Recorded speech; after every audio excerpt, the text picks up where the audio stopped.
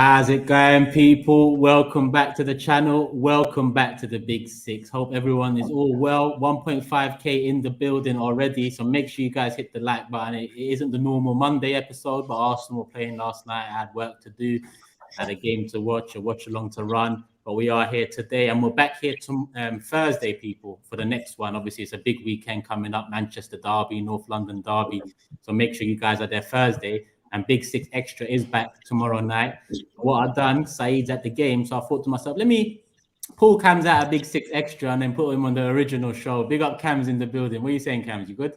What's good, bro? All good, man. All good. Good to be back. Good to be back. I mean, I featured on the Jumbotron or whatever a few times this season without even featuring on the show. So we'll see what's going on. You know what I mean?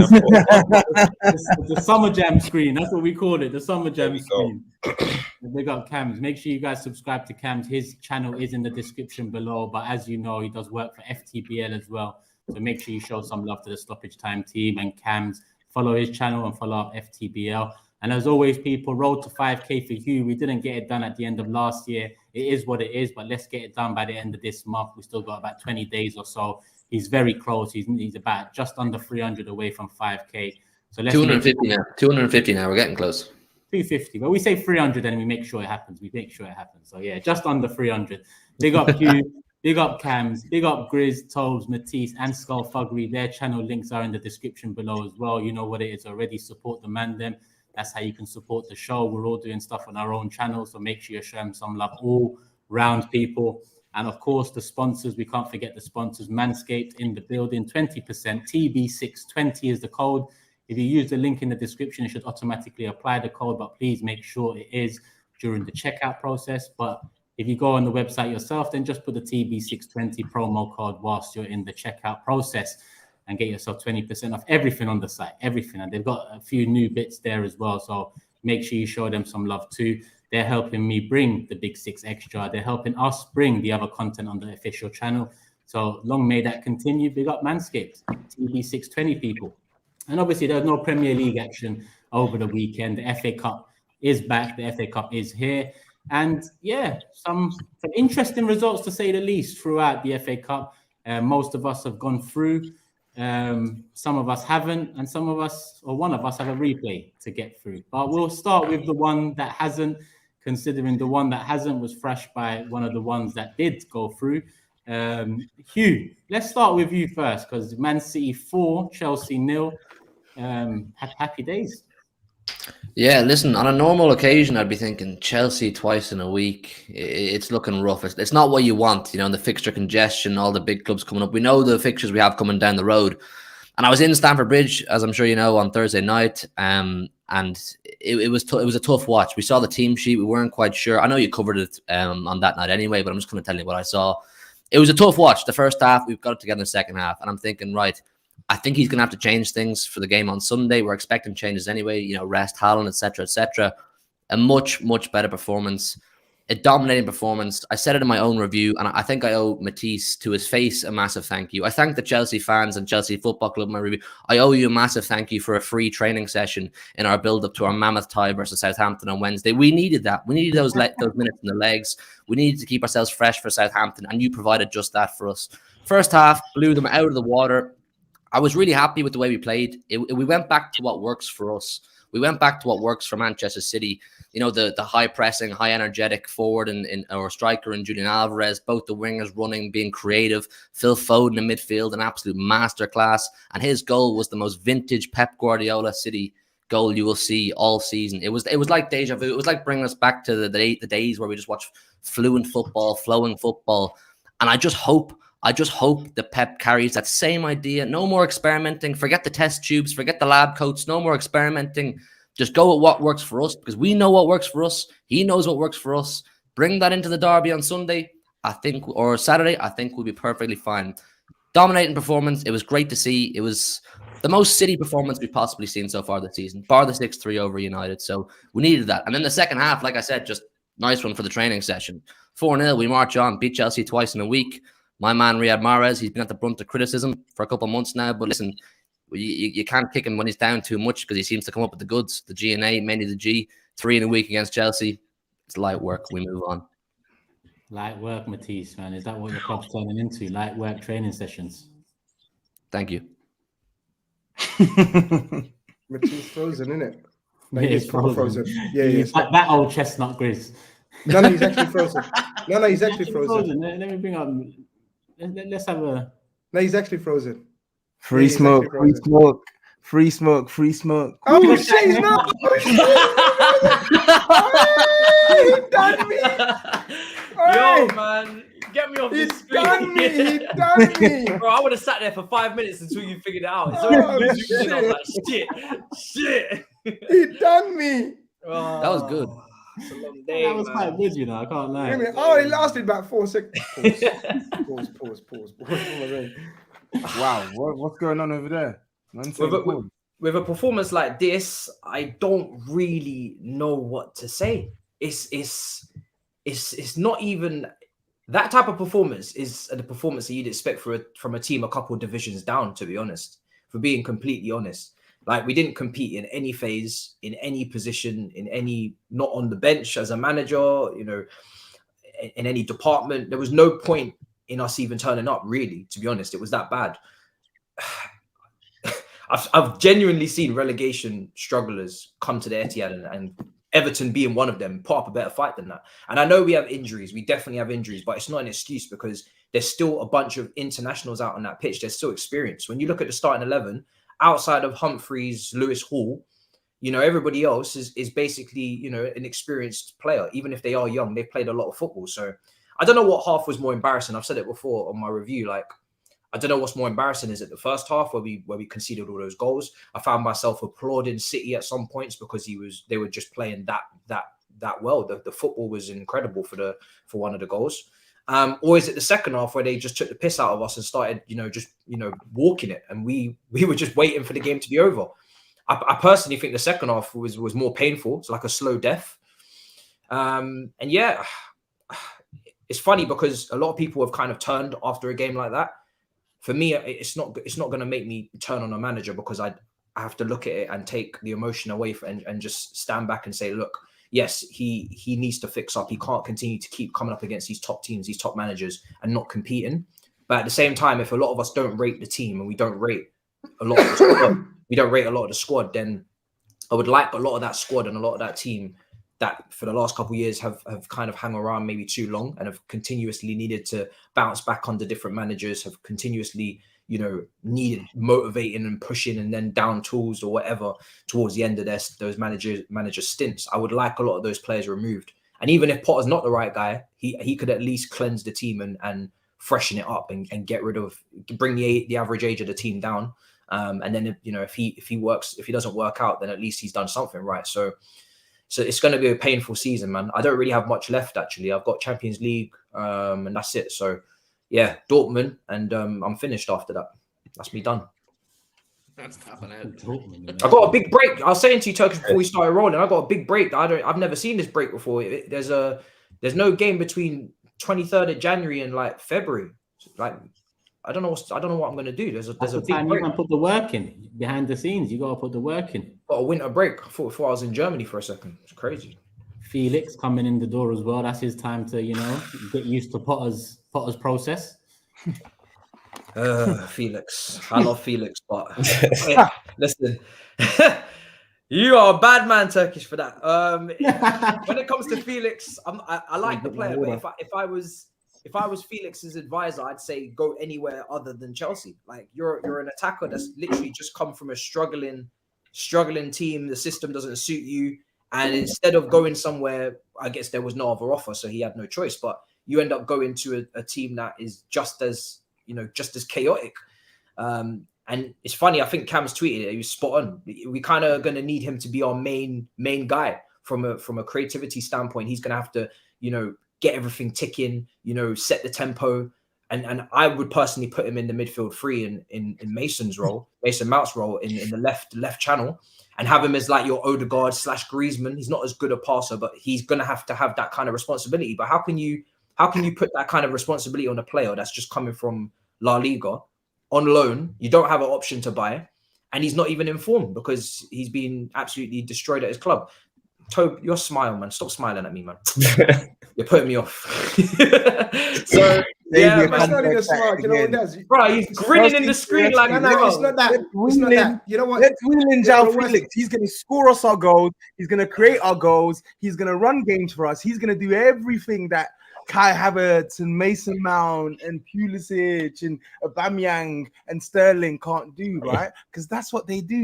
That's what they do. They always herald this savior to come and bail them out. It's literally the savior complex all over again. And I actually feel kind of sorry for João Felix because the brother just wants to play some nice football, some nice cultured football. And he's coming into a mess of an environment, man. He's trying to find stability in one of the most unstable clubs in Europe right now. And that's what's most but that's his about bad. this deal. That's his fault. Yeah, no, but I'm saying I'm not shocked that Chelsea are making a move for João Felix. I think him and his agent, they've put themselves available throughout January. Arsenal are interested, Man United aren't interested. But I just call me a cynic, but I don't see this working. I really don't. And I think obviously he's gonna end it in. I don't think he's gonna come out. I don't think he's going to come out with his reputation intact, right? Because he's still young enough and he's going to go back to Atletico Madrid because there's no buy option included. But I don't see this still ending positively. Like Graham Potter's trying to build for the future, but he's going to essentially have to plan for a player that's only going to be there for 6 months. That player is then going to bounce back to Atletico Madrid because he's just basically signed a new deal according to Spanish reports. Yeah, he's meant to have this pivotal role for a system that Graham Potter's trying to develop now. It don't make any sense to me personally. It doesn't make any sense. And when you look at his playing style as well, right? He plays off someone. So what's the system going to be like with Chelsea? Graham Potter's been playing 4-3-3. So what is he going to play left wing? Is he now going to be? They probably hope putting him up front unlocks Sterling. Because remember, I think it was Hugh talking last couple of shows. Please play him up front against Sven Botman. Please play him up front against Sven Botman and Fabian Schär and see what happens. Please, bro. You gotta think about it. Yeah, when Chelsea signed Felix, the type of player that he is, as Toby is saying, the type of player that he is, Chelsea already got a few of them, and you got to think about what he's doing for Atletico Madrid. Let's keep it 100. If he was in the Premier League performing like how he is performing at Atletico Madrid, he'll turn into how people talk about Sancho, how people talk about Darwin, how people talk about Jack Grealish. That's how you'll be talking about João Felix, but no one's talking about it because he's away right now in Atletico Madrid and we're not looking over there. He's coming into Chelsea to try and be their hero in 6 months. And let's keep it 100 again. This ain't no Potter signing. This ain't no Graham Potter signing. Graham Potter has not got one say in this club. People said, oh, because he brought in this Brighton staff and they got this random Fofana brother from whatever league in Norway. People are saying this is why shows that the recruitment. No, he hasn't got a say in anything that's going on in that club, bro. And I told Matisse, that's the thing. When I started this season, in the preseason, we're talking about the transfer window. I said Todd Bowley is freestyle spending, and Koulibaly and all these type of players don't turn up. They're not going to turn up, and it's not going to be a good window. Matisse argued with me, and all these people in the comments were saying, Cam, oh, you think Martinez is better than Koulibaly? Blah, blah, blah, blah, blah, blah. Here we are, 10th place, playing against Dortmund. That's the only thing Chelsea have to play for all season. And I've said it again. This is another one. João Felix, I like the guy. He's a good player. But he's going to come in, and he's not going to do anything. He might score the odd goal here or there, but he's not going to do anything. You're talking about a player that needs to adapt to a new league, be the hero, get them their targets. Going to have to be playing through him pretty much because that's the type of player that he is. It ain't going to work out. It's a bad. It's going to work out. It's going to be funny to see. The thing is, the person to look at here. Terrible marriage. Do you know what it is? That's what it is. Toby, shut up in it for 1 second. What do you mean shut up? Man, you've been talking like since the start of like the yesterday show. When Chelsea are the topic, Toby, everybody needs to eat. Everybody needs to eat here right now. I'm hungry. I'm hungry. Or you can eat Chelsea. No. I got to eat. But you know what? I want to take you a different route. Like I want to I'm gonna let you lot like gun Chelsea and whatnot. Todd Bowley, we know it's Todd Bowley. Like he wants to go out with a bang. Apparently, he's stepping down as a football director. So of course he wanted to make a big splash. Hoo-ha! Look at me. I got Felix. I got all these other stupid signings that he done. Right? He done his thing. Yeah. And I'll let you lot gun Chelsea because you know what I mean. Me and Chelsea, Matisse, we got a little thing. You know what I mean. You never walk alone right now. Exactly. But you understand? You know what I mean? We know how we roll. But what it is, right, is people need to assess, and people need to find out who's advising Felix on these career moves. Because we already know he made one of the worst moves of his life. Well, up to now, the only move of his career, which was to Atletico. And we will probably, I mean, I can't remember any of your opinions on speaking about it, but we will probably, whatever platform or whatever Twitter or whatever account we spoke on must have thought, yo, how is he going to Diego Simeone? Like Felix was one of the brightest young talents in Europe. And you're going to play that Atletico. They were even more dead than this, you know. They played worse football than this, you know, when he went there. He's tried to play football last couple of seasons, Simeone. And that's why he's fucked up, because he tried to play football. So he was worse then. And now, of all the clubs that he could have gone to, we're hearing rumors of Man United.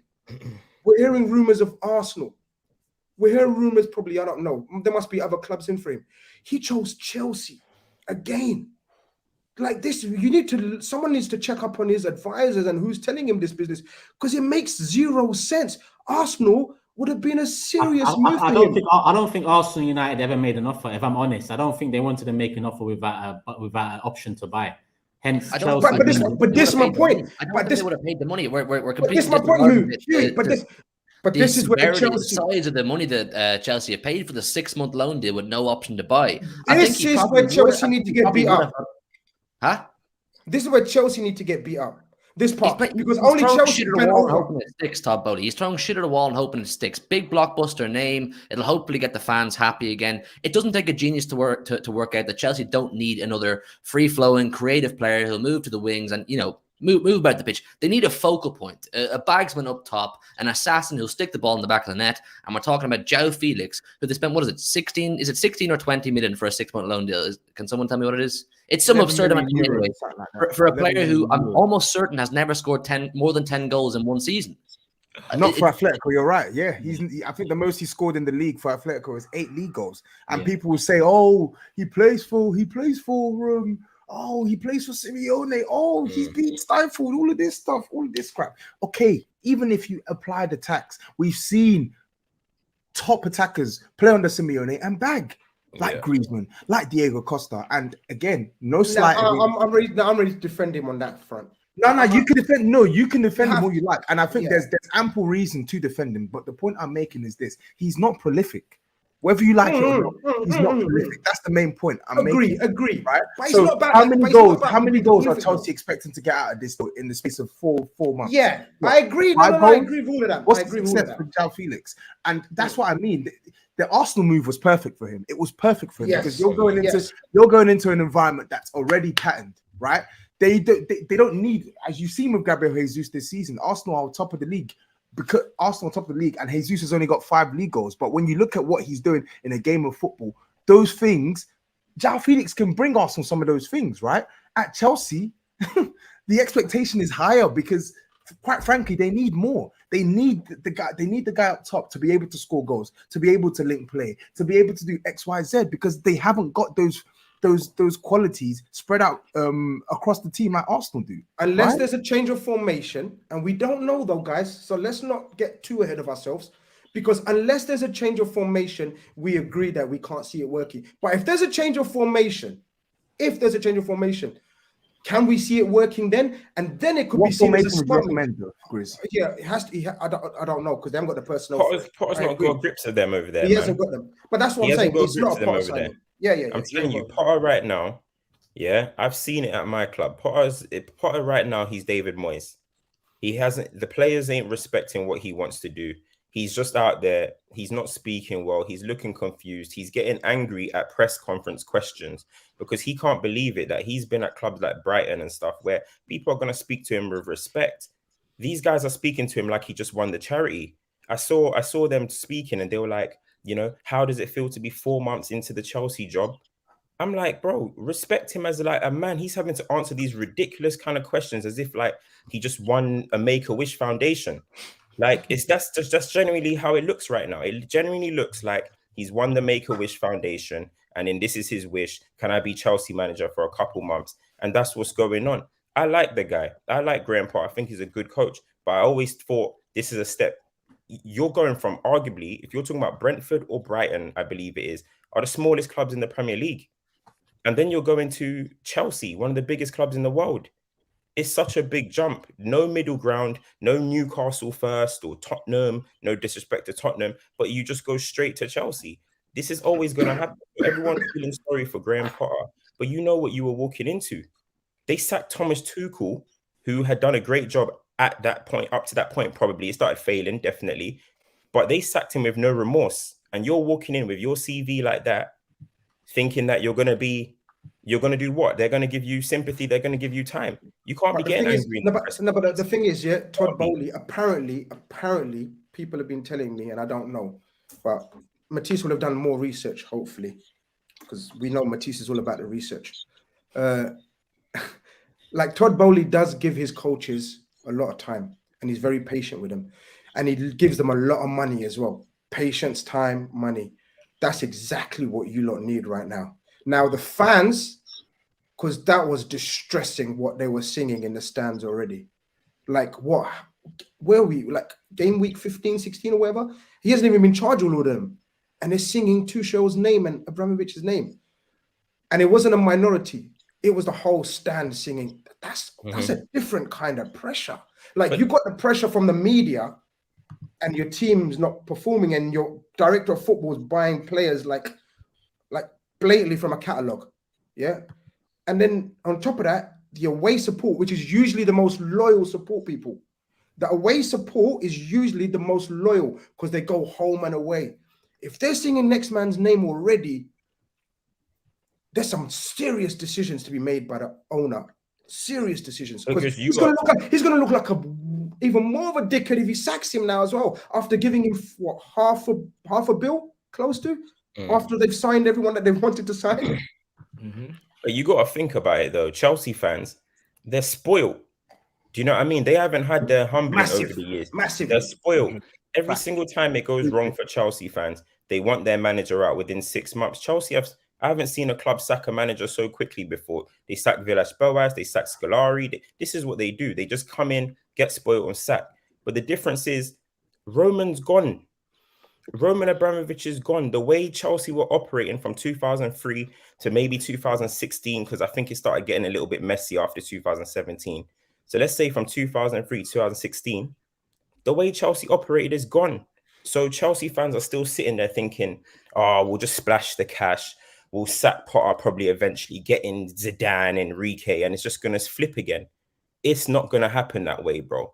It's not going to happen. Chelsea fans need to realize that era, you guys were in a magic, it was a special time, and it all came under one man. That one man is gone, and you're going to suffer from it.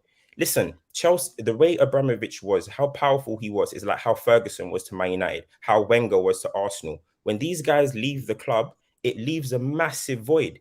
I'm not going to say as much as City probably won't experience that as much because I don't think Pep is going to do as long as that period. But when you have someone that the club is basically you, no matter the variables, it was Wenger, it was Ferguson, it was Abramovich, no matter what. With him going, Chelsea fans really think you're just going to be able to just bounce back and it's going to be rosy and you're going to sign Enzo, you're going to sign these players in Nkunku, and next season's going to be much better. You've got another thing coming. You're going to wake up soon. And the fans that are sitting there being all spoiled and trying to call for Potter out already, hold that. Hold it, because the same ones as well, I saw you same fans talking about Tuchel as well. So what they want now? Enrique. And then what? You're going to ask for Enrique out soon. Chelsea fans, just welcome to reality. You were living in a fake world. Matisse's whole life. Bro, I know what to do, Cams. Cams, I know what to do. Cams, I know what to do. I'm a football man now. I'm a football man. I learned. You taught me. You taught me the way. I'm a football man now. I know what to do. Welcome to the real world, bro. I'm a football man. All of you guys. I'm a football man now. I'm watching everybody. I'm keeping my eyes open on all the teams. Do you know what I'm saying? I'm not really too connected right now. I'm a little bit disconnected, if anything, a little bit disjointed. I'm just standing back. Just wait. And let me tell you, this ain't no. I hope you're not thinking in your mind, oh, we finished 10th under Jose, and then Conte came and we won the league the next year. That's not happening. So just in case you're thinking about like, oh, we've done this before. Next season, 1 game a week, you're not winning the league, bro. I'm just letting you know that. I know we're not. I know we're not. All right, cool. As Are long you in the title race? Are you in the title race right now? Man United? No, Yeah. we're not in the title race. But the big dogs like Arsenal and City. Okay. Come on, man. Okay. We're not competing, bro. Okay. Just testing the waters. Okay. That's Interesting. it. Yeah, just testing the waters. Testing the waters. Just testing the We're not waters. competing, bro.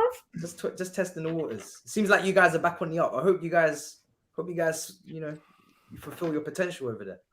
You seem a lot happier these days, Cams. Bro, just 1 game at a time. What's wrong with you, man? You seem a little bit more confident than usual. Oh, life's good, bro. Life is good. I'm feeling good. You know what I mean? Looking forward to the Manchester derby, but it's all 1 game at a time. Nothing more, nothing less. You know what I'm saying?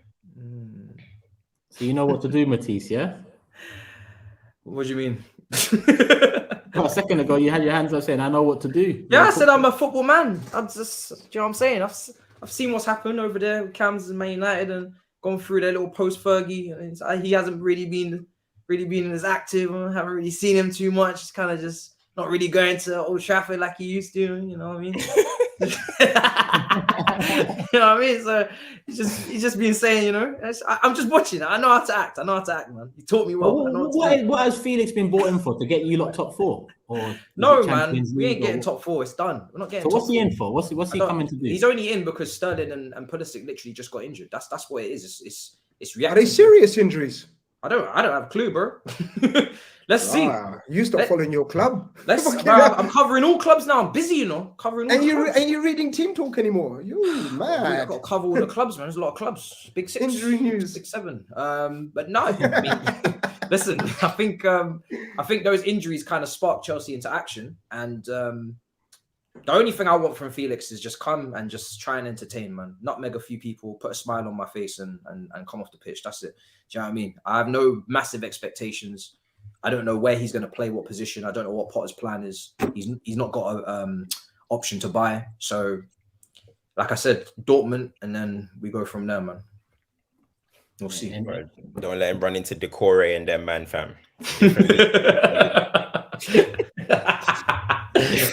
You're a menace.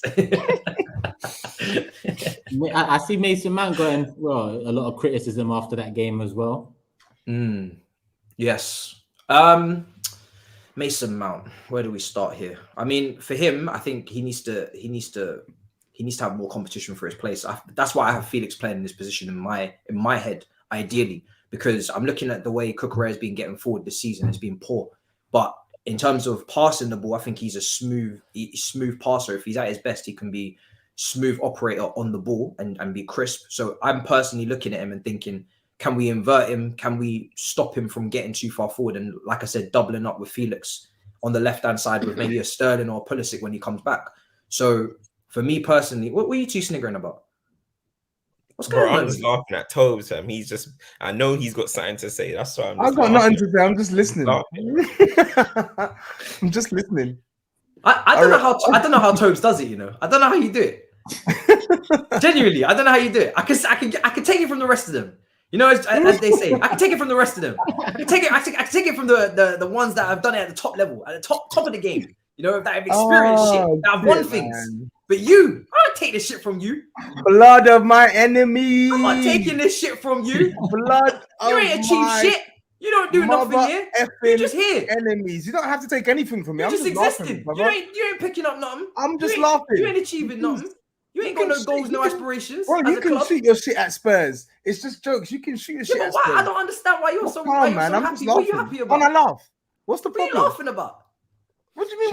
Shall I tell you what's irritating? If I was you, yeah, because he's done it to me a couple of times, yeah, only a couple, right? Relax, innit? Only a couple, but he's done it to me a couple of times. You know, it's not his smile; it's when he comes up to the screen and smiles like a big ass face. He fucking covers the whole screen. I hate when he does that. And he don't speak. He don't speak. He's just smiling like that, right? The big screen. I hate when he does that.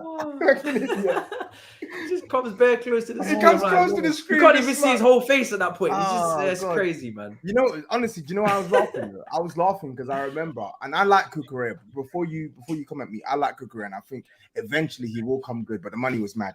Yeah, I just found it funny because I remember the first 2-3 matches I was when Cucurella had some decent performances. All I kept seeing was this same looped pass that he did against Everton. And they were like, oh my God, Cucurella is so much better than Chilwell. Look at his passing. And this guy, this guy literally passed the ball into the center of the pitch. He was basically at the halfway line and he made a lateral pass into the center of the pitch. And I saw that clip at least 5-6 times on the timeline. So when Matisse said, oh, he's a crisp passer, that was what made me laugh because the way these lot gas up mid is scary, bro. It's absolutely scary. I mean, I ain't forgotten when Matisse said, I ain't forgotten, bro, when Matisse said, I think Koulibaly might adapt to this league or something with cockiness. He said it, I think, after the Spurs game. I remember the tweet. I'm going to have to go through your archive. Koulibaly was cold against Spurs. I remember what you said. And when you think about those type of football decisions, what is it that Rudiger wanted at Chelsea, Matisse? How much? 180, but this is, previous. He wanted ownership. 180. I think 180, 200, something like that. And you're giving Koulibaly 300. Nah, he's not on 300. What's I he don't on? know what he's. I don't know what he's on, but he's not on Hey, 300. bro, check the I don't know books. he's not on 300. Because I know he ain't on 300. He ain't on no 300. I swear Werner was on like 270. So Yeah, I he don't was. think Yeah. I don't think it's far fetched. But I said it. I said the same thing about Koulibaly as well, and a lot of people did come for me as well, Chelsea. I said, look, I love Koulibaly as a centre back of the last decade. I love Koulibaly, but this ain't Serie A, and he ain't. And he's coming into a Premier League where he's going to play a whole different type of line and Premier League strikers. It's a total different hustle. It's a total different hustle what Koulibaly was used to. Like Koulibaly was the king of his, clan. I'm reading 300k here. Well, there you go. Shit. Bro, he's on 300, bro. He's on 300. He's going shop again. He's going shop again. Yo, listen, GRIZZ. Wakey wines. Where's the shop is going? That man's on 300k. Bro. Right, sit down. Turkish, where's your source so we can tell Matisse? Obviously, because he's probably not going to believe I it. just picked the first two on Google. I said Koulibaly contract. The first one says salary sport. That one says 300k, and the next one is from SI.com. That's 295k. So, Bro, you look at Koulibaly. Bowley Cowboys. He leaves Napoli top of the league. He goes to Chelsea 10th. It's not a coincidence. Is it a coincidence? Matisse, I think it's much bigger than that. I think it's much bigger than just Koulibaly coming as the reason. You're a bad guy, Cam. You're a bad guy. I think Chelsea fans had every right to be a big gas that Koulibaly coming in. You are a bad guy. You're nasty. The thing is, I ain't gonna jump in on the pile with Koulibaly because I wanted him at Spurs. I thought he was quality, but I cannot lie. The performances this season have been stinky, man. They have been really, really smelly. Like teams are fisting him up, man. I saw him get fist up against Nottingham Forest. I saw him get fist up against Leeds. I saw him get fist up against Newcastle. I see him fist up against Man City, bro. Basic attackers are having their way with Koulibaly, and it's nuts. I think he's struggling. I think he's struggling with the speed of this league. I'll be real, because people just breeze past him, bro. It's nuts. Look what. Like I've never rated Koulibaly like that, but I mean, he was quality, man. No, not for me. Did you not see him at the World Cup? When Vincent Kompany left City, I really wanted him to come in and replace Vincent Kompany. That's how highly I rated him. Cams, just this World Cup for Senegal, he was quality, man. Come on. What the World Cup, bro? The small, slow-paced football where Maguire looks like Beckenbauer, bro. I'm all good. Give him I saw Koulibaly make Salah look like Ronaldinho like 2-3 times. Cooked him, put the ball in the back of the net. And if you're making Salah look like that, then it's nuts. You know what I'm trying to say? Who's that a shot at? Are you finding a shot at Koulibaly or Salah? This guy managed to get a Salah slander in with the Koulibaly slander. Cam's is an expert at what he does. I kid you not. Cam's could bring out a book on trolling, and I promise you, it will sell. You know what he's doing? He knows exactly what he's doing there. Wow. Hugh. He's got that fishing hook right in there. Hugh, Right you was in about to Never say Walk something Alone. about Koulibaly and the focus being on him.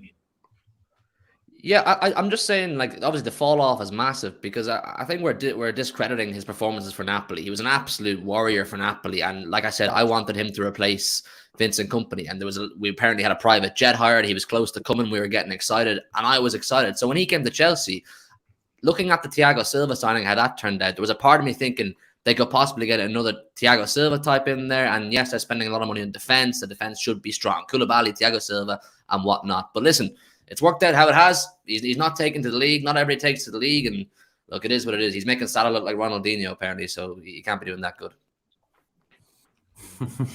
Cool.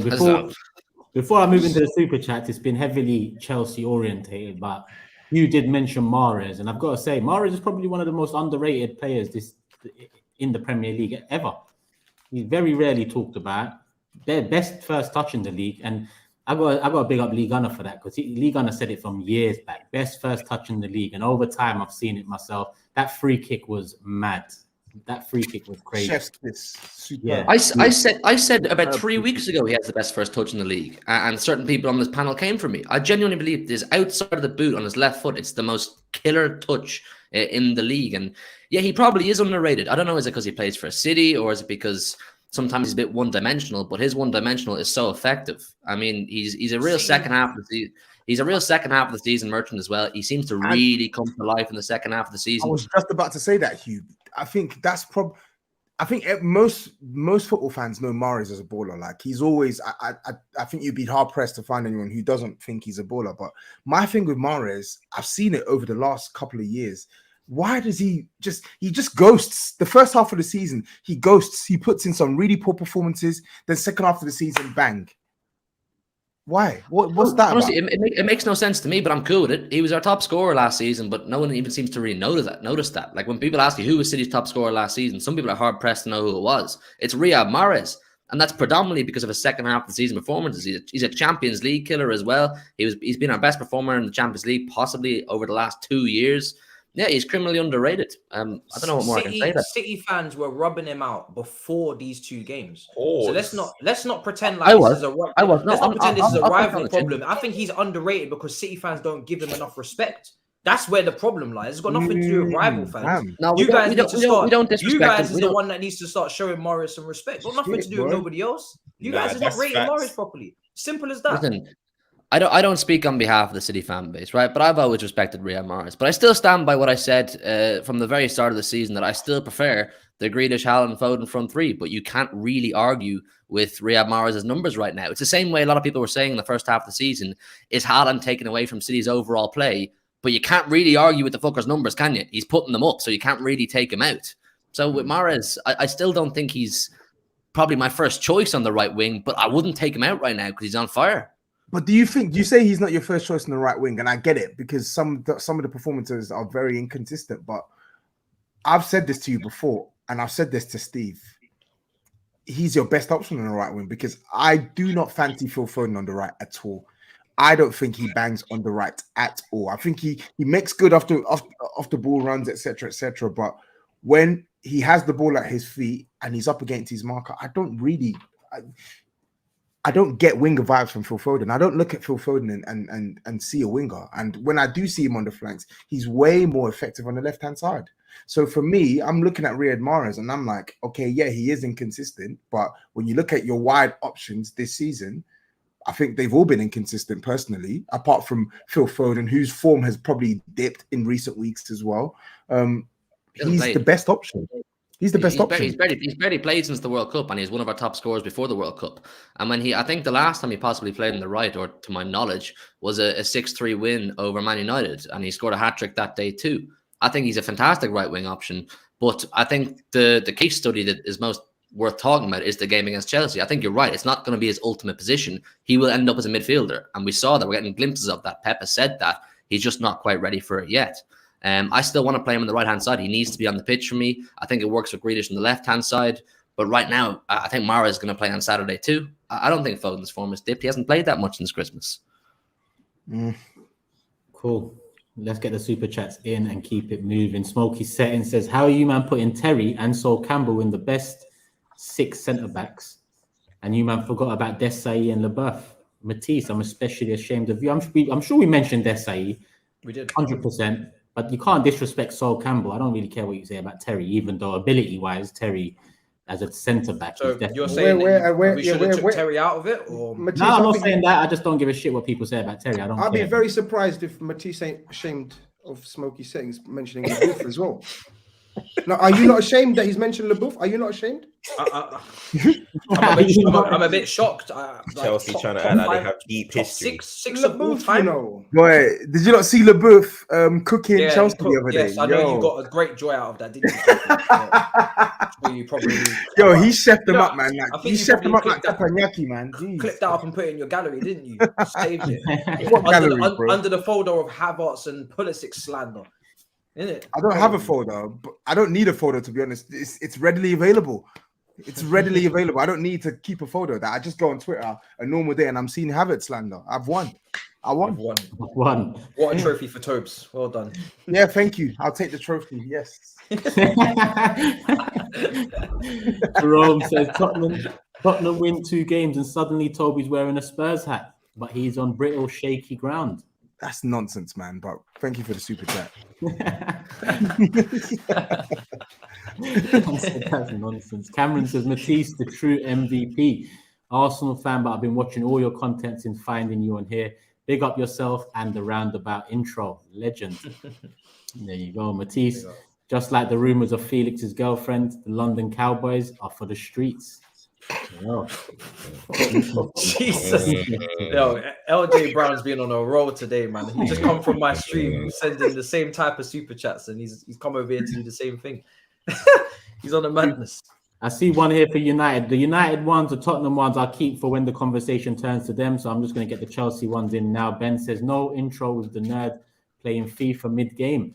Skullfuggery missed the trick and Chelsea will be lucky for top 8. Potter gone end of the season, by the way. That was Did you not see that? Matisse was getting packed so hard, right, that he had to switch off the game and start playing his FIFA career mode. A man switched to Hoffer Potter, second half of the FA Cup tie. It's not quite true. I like them tactics. I'm proud of it. Slapped them up at half time, man. I said, listen, okay. Take my anger out on something.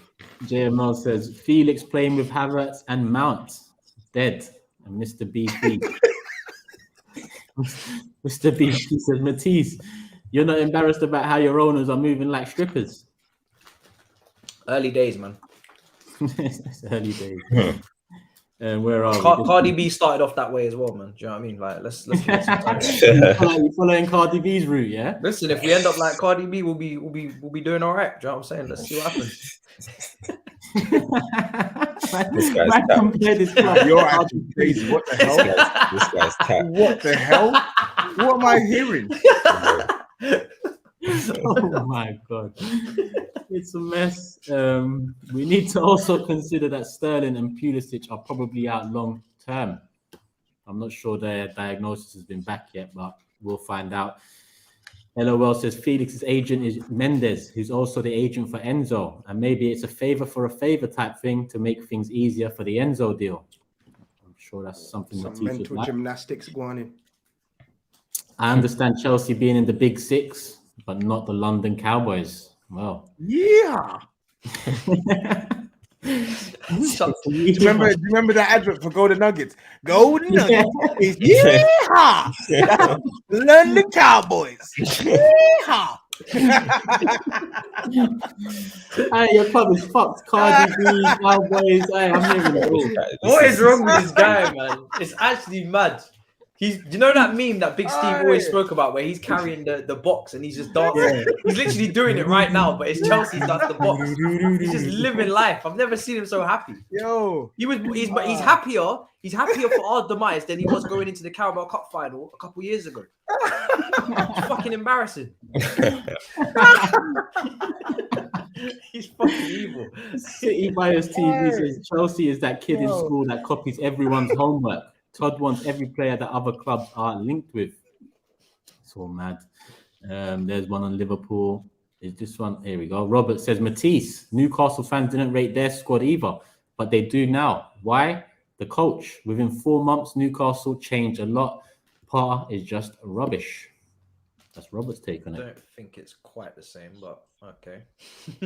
AML says, Koulibaly once said his role is to be the security of the team. Man looking like the lad outside the ground, lightly patting them down. Just deep that.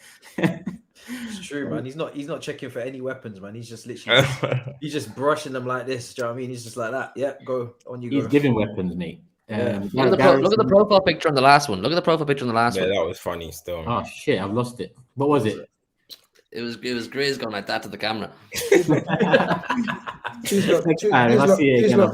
These lot lead busy lives, man. Busy lives. You're too busy, people. Gareth, hope you're well, my guy. It looks like Chelsea is where you go to collect the check. One of the places. Mudit says there are 2 projects at Chelsea. One is the long-term project. The other is the salvage job for this season and next. Koulibaly and Felix are short-term. We need to look at the projects and signings separately.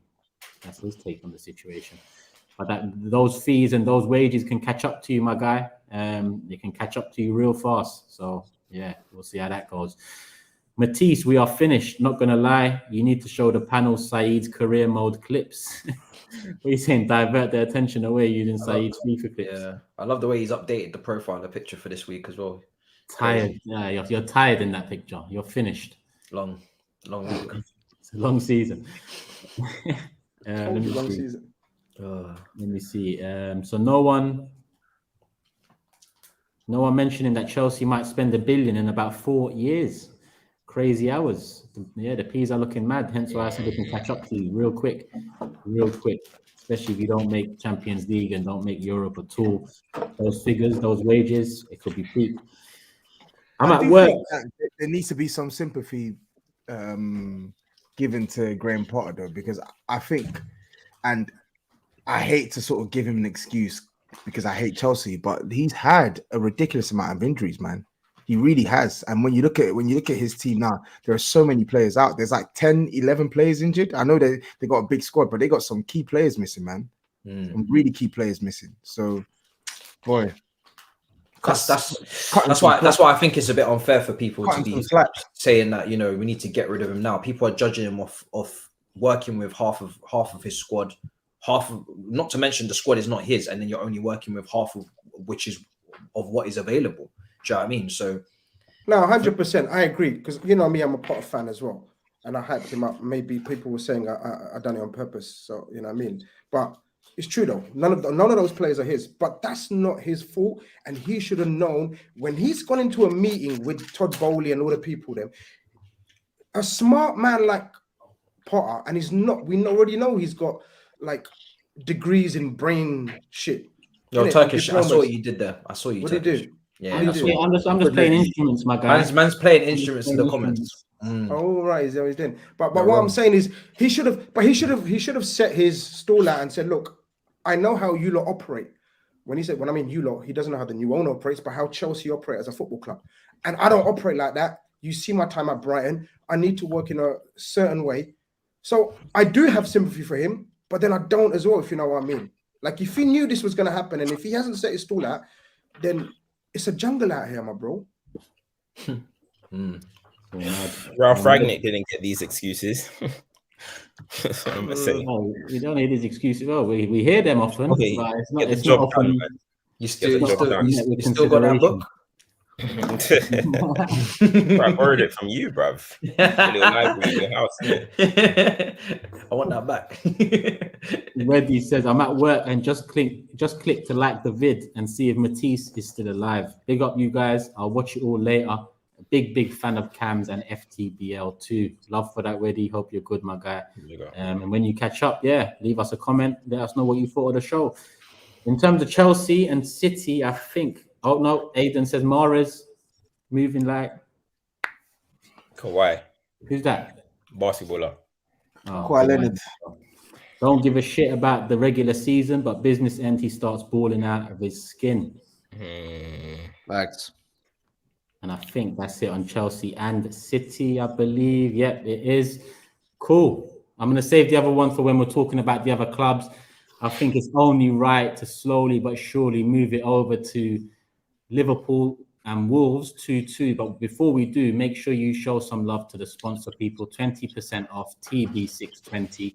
I know Saeed's not here, but it is what it is. This show is brought to you by Manscaped. And yes, Manscaped are the best in the business. They are the best in below the waist grooming. It ain't easy out here, I can't lie to you. So what Manscaped have done, they've introduced the new Lawnmower 4.0. To get 20% off, all you have to do is use the code TB620 at manscaped.com. And listen, come support the Big Six family. What are you doing?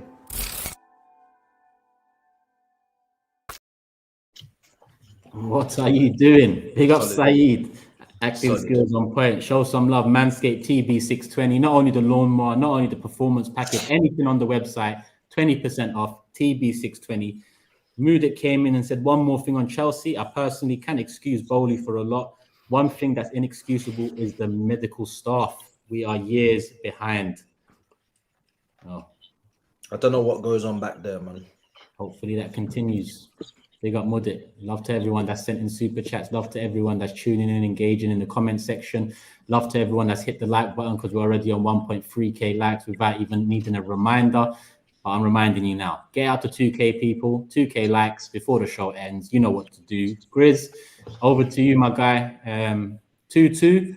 I'm probably lucky because that late goal by Wolves, it was one of those kind of moments. No camera angle. One happened against you earlier this season. It's happened for you this time around. Talk to us. I don't really want to, but contractually I'm obliged to.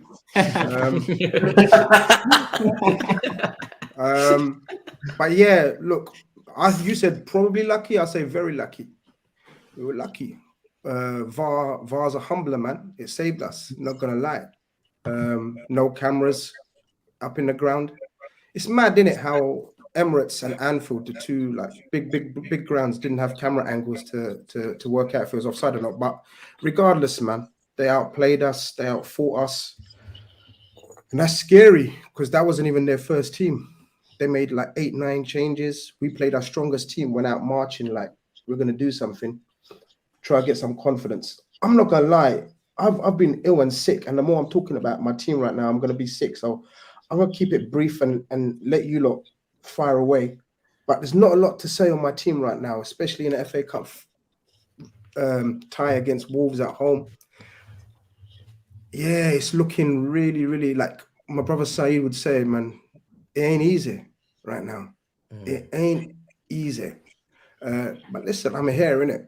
And like Saeed's top says, La Familia, man. You lot are family, so and I mean keep it respectful, innit? We go from here.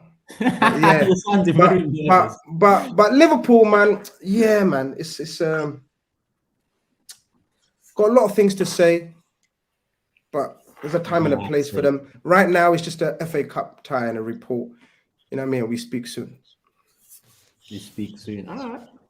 Anyone got anything to say about Liverpool? I know. Yeah, I do. I think it's an absolute shambles. That How are you lot all fixing up the chairs? First and foremost, like look at you lot all stand up to attention, fix up yourselves, your postures, everything. Like every man's like just I just don't understand why Liverpool are still in this competition. Like they should have been knocked out. Wolves scored a legitimate goal that was ruled out. Liverpool didn't deserve to take that game to another replay. Yeah, I'm just generally disgusted with that decision, man. I think Wolves got robbed. I don't think they got robbed because it was offside. They were robbed. They literally had a legitimate goal disallowed. I know, but the streets are saying that the ball when the ball was played back, the guy was offside, innit? But he wasn't, because I'm sure you've seen the video. You've seen the video, and he was quite visibly onside. You didn't even need VAR for that. GRIZZ, come on, man, don't do that. You know fine well it was already done it. No, I already done it. GRIZZ, man, you're better than this. No. You're better than this. I'm giving you the benefit of the doubt here. What am I better than? I thought you're a football man. I am. Man. So I said we didn't deserve to go through, but he said like he doesn't understand why. I explained to him why, but I agree we didn't deserve to. It's two different facts, man. You lot don't listen. I'm saying two different things here. Cams, I know it's not like you to not talk about Liverpool, but if you have anything to say, maybe now's the time to step up and Listen, say your piece. Listen, you see with Liverpool, yeah, I just find it funny, yeah. I just find it funny how much I'm hearing about Pep Linders, how much I'm hearing about Carvalho, Elliott. When are we going to start looking at the senior stars? When are we going to start looking at the manager? Do you know what I mean? Because at the end of the day, Klopp hasn't, what's the word? He hasn't rejuvenated this squad well. And Liverpool were crying out for a midfielder in the summer. He said, hey, I don't need a midfielder. Do you know what I do need? I need Darwin Núñez. I'm going to go and get him and break the bank for him. Told the fans, I don't need a midfielder. Then mid-season said, hey, maybe I was wrong. Yeah. And then he's now desperately looking around for a centre midfielder. We don't know what's going to end up happening with that. Is it going to be Jude? Who is it going to be? We don't know. But I don't get how all of that, he's actually come out and admitted that maybe I got it wrong. But I'm hearing Liverpool legend talking about Pep Linders. I've never heard a number 2 get thrown under the bus like this. If Man United go through bad form right now, am I going to hear about Steve McLaren? Or if Spurs go through bad form, I don't even know who Spurs number 2 is. Like when it goes bad for Pep Guardiola, was I hearing about Arteta? No, I wasn't. So when are we going to start looking at Liverpool's superstars, as they would like to call them? Van Dijk's been washed for ages. Let's keep it 100. Injury, I'll get well soon, but you've been done out here. You were Netherlands' worst defender. You've been done out here. Alisson, please don't join the party because your performance the other day was crazy. But I'll give him his props. He's been doing his thing. Trent just got back into form. Robertson hasn't been doing too well, in my opinion. He's not Robertson that we know. Fabinho, he's a dud now. Let's keep it 100. Fabinho is finished. And then when Liverpool are looking for inspiration, when Liverpool needs somebody to really impact them and influence their performances, I'm not seeing nothing from Mr. Man on the right-hand side. I'm not seeing anything from Mo Salah. People are going to talk to me about his goals and assists. The impact isn't there. And Grizz, you know it as well. You know the influence is not there. And this is what I was telling you and telling Liverpool fans about Mo Salah. Good goal scorer. Good goal scorer. But let's stop with the whole best player in the world and he's world-class. You guys were putting me on the Summer Jam screen when he scored his 3rd league goal of the season. We're like 10 weeks later, he's only got 7. And you guys were putting me on the screen as if like redemption. He's back. No, he's not back nowhere. This is just him showing the real side of him that I've been seeing all the time. He's going to score the odd goal. He's going to score the odd goal, which he does because he's a great goal scorer. But let's keep it 100. The talk about best player in the world was over the top. You guys were prisoners of the moment. You guys were getting too excited. And look, Liverpool need inspiration right now. He is not inspiring them. Do you know who looks like that's going to inspire them? Darwin Núñez. Núñez looks like the one, even though he's missing all these chances, he looks like the one where it's like, if anything's going to happen with Liverpool, it's going to come through Darwin Núñez. Mo Salah is literally just a passenger at the moment, nicking back post goals. As I've always said, nicking the odd goal. Man are flicking it to him, right to his path, and he's tapping it in and running around like this. Bruv, inspire the team, bruv. Inspire them. They need something. I saw. Remember when they were talking about Eden Hazard and all that? Remember Hazard 18-19? Yeah, I tried to tell them that there's not Salah, really. Can I see a little bit of that, please? You know, there's not really any. Team on your back. There's not really. Yeah, look, I tried to tell them about the Hazard thing because Hazard is dropping deep. Hazard is picking up the ball in the centre circle, dribbling past 3-4 man, playmaking, doing what he did at the World Cup for Belgium. I told them, you know, let's not do this, but they didn't want to hear it. And now just because that guy's a scrub. And yes, no one's going to take you seriously. You're a Chelsea hater, so let's just don't want to hear it from you. You've said enough today. You've done enough. How old is Hazard? You've done enough. No, you don't want to hear it. No. How old is Hazard? You look at. But look, all right, cool. Forget Hazard. All right, forget Hazard. Yeah, look at Darwin Núñez on the same team as him. Why does it look like Darwin Núñez is carrying the fight more than Mo Salah, who just signed a new mega contract, 400k a week or whatever it is, tied down to the club? He has not been performing for about a year now. Performing. Remember the word I said, performing. Don't come to me with goals and assists. He's got 23 combined goals and assists. He has not been performing for about a year now. Am I right or wrong? Well, I don't know. What do you mean by performing? If you mean like if he's like a circus act for you, he's not. So he's not here. He's not a clown in a circus to perform for you. You like clowns' performances, circuses. We like efficiency. That's fine. No, I'm answering your question, innit? But you're right. And then everything else, you're right.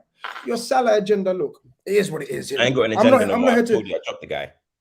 I've done it. I've dropped him. Okay, I wanted to get. It's good. This is a brilliant segue. So you haven't got a Salah agenda. I've never had an agenda. I just tried to warn you guys about what I saw, and you guys weren't listening. Let's bring up the volume a little bit. What's this? Yeah, I told you I like Salah. Wait, hush up, man. Mute the brother, man. I told man, this is proving what I need to prove. Listen, you can't hear. You can't hear. You not hear it? Shall I? So people been sending me bare things that Cam's been saying. Yo, man, let me put it into the mic though, not the screen. You know I'm not technical, innit? What am I doing? I'm putting it to the camera. Hold it up to your mic, man. Hold it up to your mic. I'm an idiot, you know. I was putting it in the camera, you know. I've lost it. But that's what happens, innit? Because the receipts are ripped up a little. The receipts are still there, man. We're making a little edit. We're making a little edit about it. A bit wet. Just that was just a little teaser. but the rest of what he said, the rest of what he said is true. Yeah, it's true. There's no point looking at the youngsters and the Carvalho and the Elliots. I 100% agree with him. You have to look at the big dogs, and the big dogs at the moment are hiding, or they're not playing well. And all of those players that he's mentioned, I agree with him. I've been talking on Fabinho. I've been saying some xenophobic shit, man. I can't even repeat about Fabinho. I'm gonna get in trouble, and I didn't mean to be though. It just like people saying, "Yo, you can't say that." I was like, "Okay, I won't say it from now on." Virgil van Dijk. Do you remember, guys? You lot went for me when I said Virgil, or not went for me, but you were like, "No, did you just say Virgil?" I said it about 6 weeks ago. I said Virgil will never be that Virgil again, and you like, "Are you putting Virgil in that category?" And I was like, "Yes." Fabinho, you already know I said, and it has to come back. And I agree with you, Cam. The majority of what you said, I know it wasn't agenda based, so I agree with you that Klopp has to be held accountable in every single way. He hasn't, and I don't know if you've heard me say this before. These lot, I'm sorry, I'm going to bore you guys again. The rest of you lot, Cam, I've said it myself. Jurgen Klopp hasn't got, I haven't got any evidence or proof of him rebuilding a team that he's built. So he's gone into clubs and rebuilt them, Mainz, Dortmund, Liverpool, to a different high level, and big him up for that. But he has never rebuilt that team and shown the coldness of a Fergie, Jose, Pep. He hasn't shown that coldness. And to me, that's why I compared him to, very early on, Wenger. And people are, how are you comparing him to Wenger, man? You don't know this game. I said, okay. And now people are digging up my tweets from 2017 and saying, yo, you knew the game. Because he's showing, or he's struggling to show a ruthlessness in telling people that you're done out here. And this is what he needs to do. He needs to do that. I still believe that he's the man for that. Before you lot say, are you Klopp out? Hell no. But he needs to do it now. And when I mean now, this season, unfortunately, and it hurts me to say this, it's turned into a transition season, and it didn't need to be. It didn't need to be that. So I will criticize him for that. But I'm ready to give him another chance and have another, go at it, and then let's see what he does in the summer. And he's ruthless. But I agree with everything that was being said about the rest of the situation. Do you think he can develop that though? Because he, as you mentioned, he hasn't shown signs of that. So if he hasn't shown signs of that, what makes you think that he can do it? And you probably know more than me, GRIZZ, but they're talking about Klopp has more full control in transfers. That's what I'm saying. This is check this out. This is why I'm thinking, okay. This is why I'm thinking, okay, because you're right.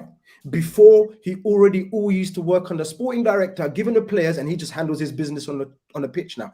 Now, and it's true, a little Big Six exclusive here, if people already didn't know, for the Liverpool fans, he has taken more hands-on control. He has far more influence. sporting directors have been, I wouldn't say dashed before people start going mad, but sporting directors have not felt as important before because he's more hands-on. So this tells me, yo, this guy is being a bit cold now. All of that, where everyone's working together, he's showing himself to be a bit hands-on. So whatever happens now is going to be 100%, not 100%, but you know what I'm saying? Majority of it's going to be on Jurgen Klopp. So now the proof is going to be in the pudding, and his actions will speak louder than words now. When you say he never showed that ruthlessness and he's going to have to develop that because that's what let you down, how does he show that? Is he going to have to get rid of some big names in the summer, like some unexpected names? Not get rid of them, like as in per se, like people have to come in for them, but not make them. If Salah's form continues till the end of the season, is that someone you might need to look past now? No, I'm okay with this. Turkish. You know what it is with Salah? He's the only man remaining because Bobby's injured as well. He's the only man remaining from that front three. He's got hella new players around him, youngsters. Nunes, Jota Diaz has been injured as well. He's not playing well at all.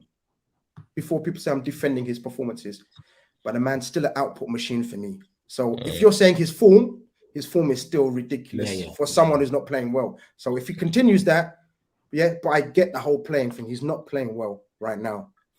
I agree with that. So, but you know what I mean? When I mean Hughie like has to be ruthless, Fabinho can't be a number one go-to DM.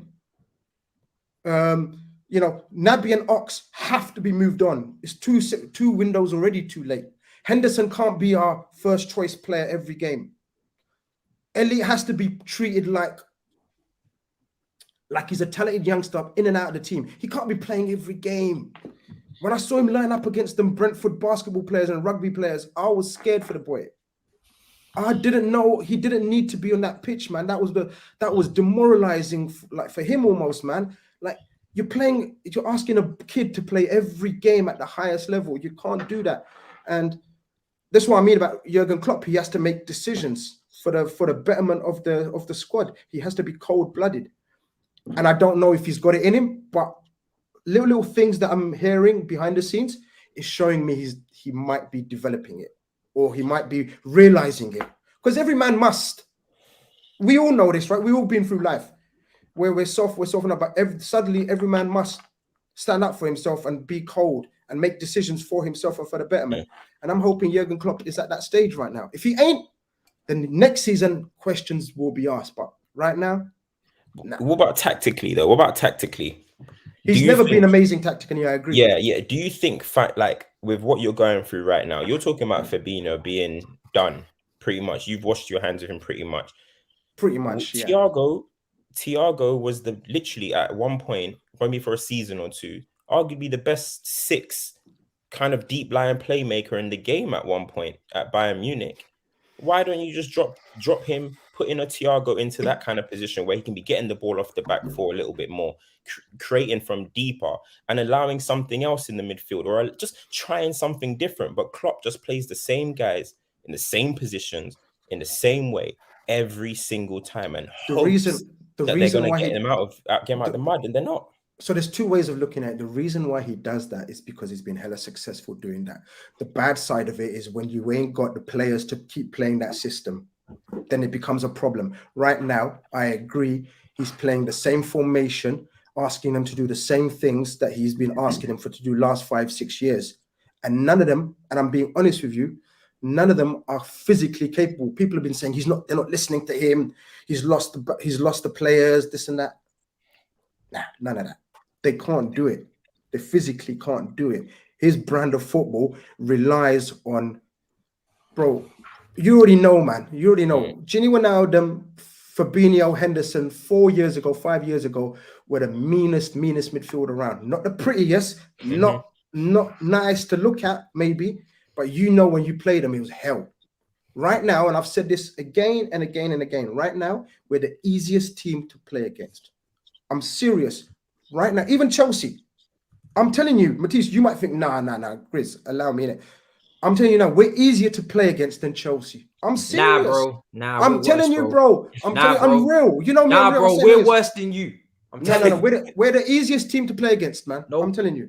And we're the easiest. And that's nasty. That's nasty. But tactically, he has to become a bit more flexible.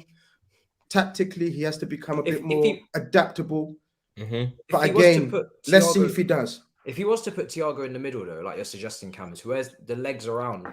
There's no legs, Cam. There's no legs. You can put Thiago. There's no legs. There's no legs. Doesn't have the legs. The thing is, I hear what you're saying, but obviously, if you put Thiago, I'm just saying for an example of a potential change. Me personally, I would have tried to put like maybe even Elliot on the right and Salah in the middle. Like I would have tried to like move something around, but I just don't think. Yeah, but it's a funny thing.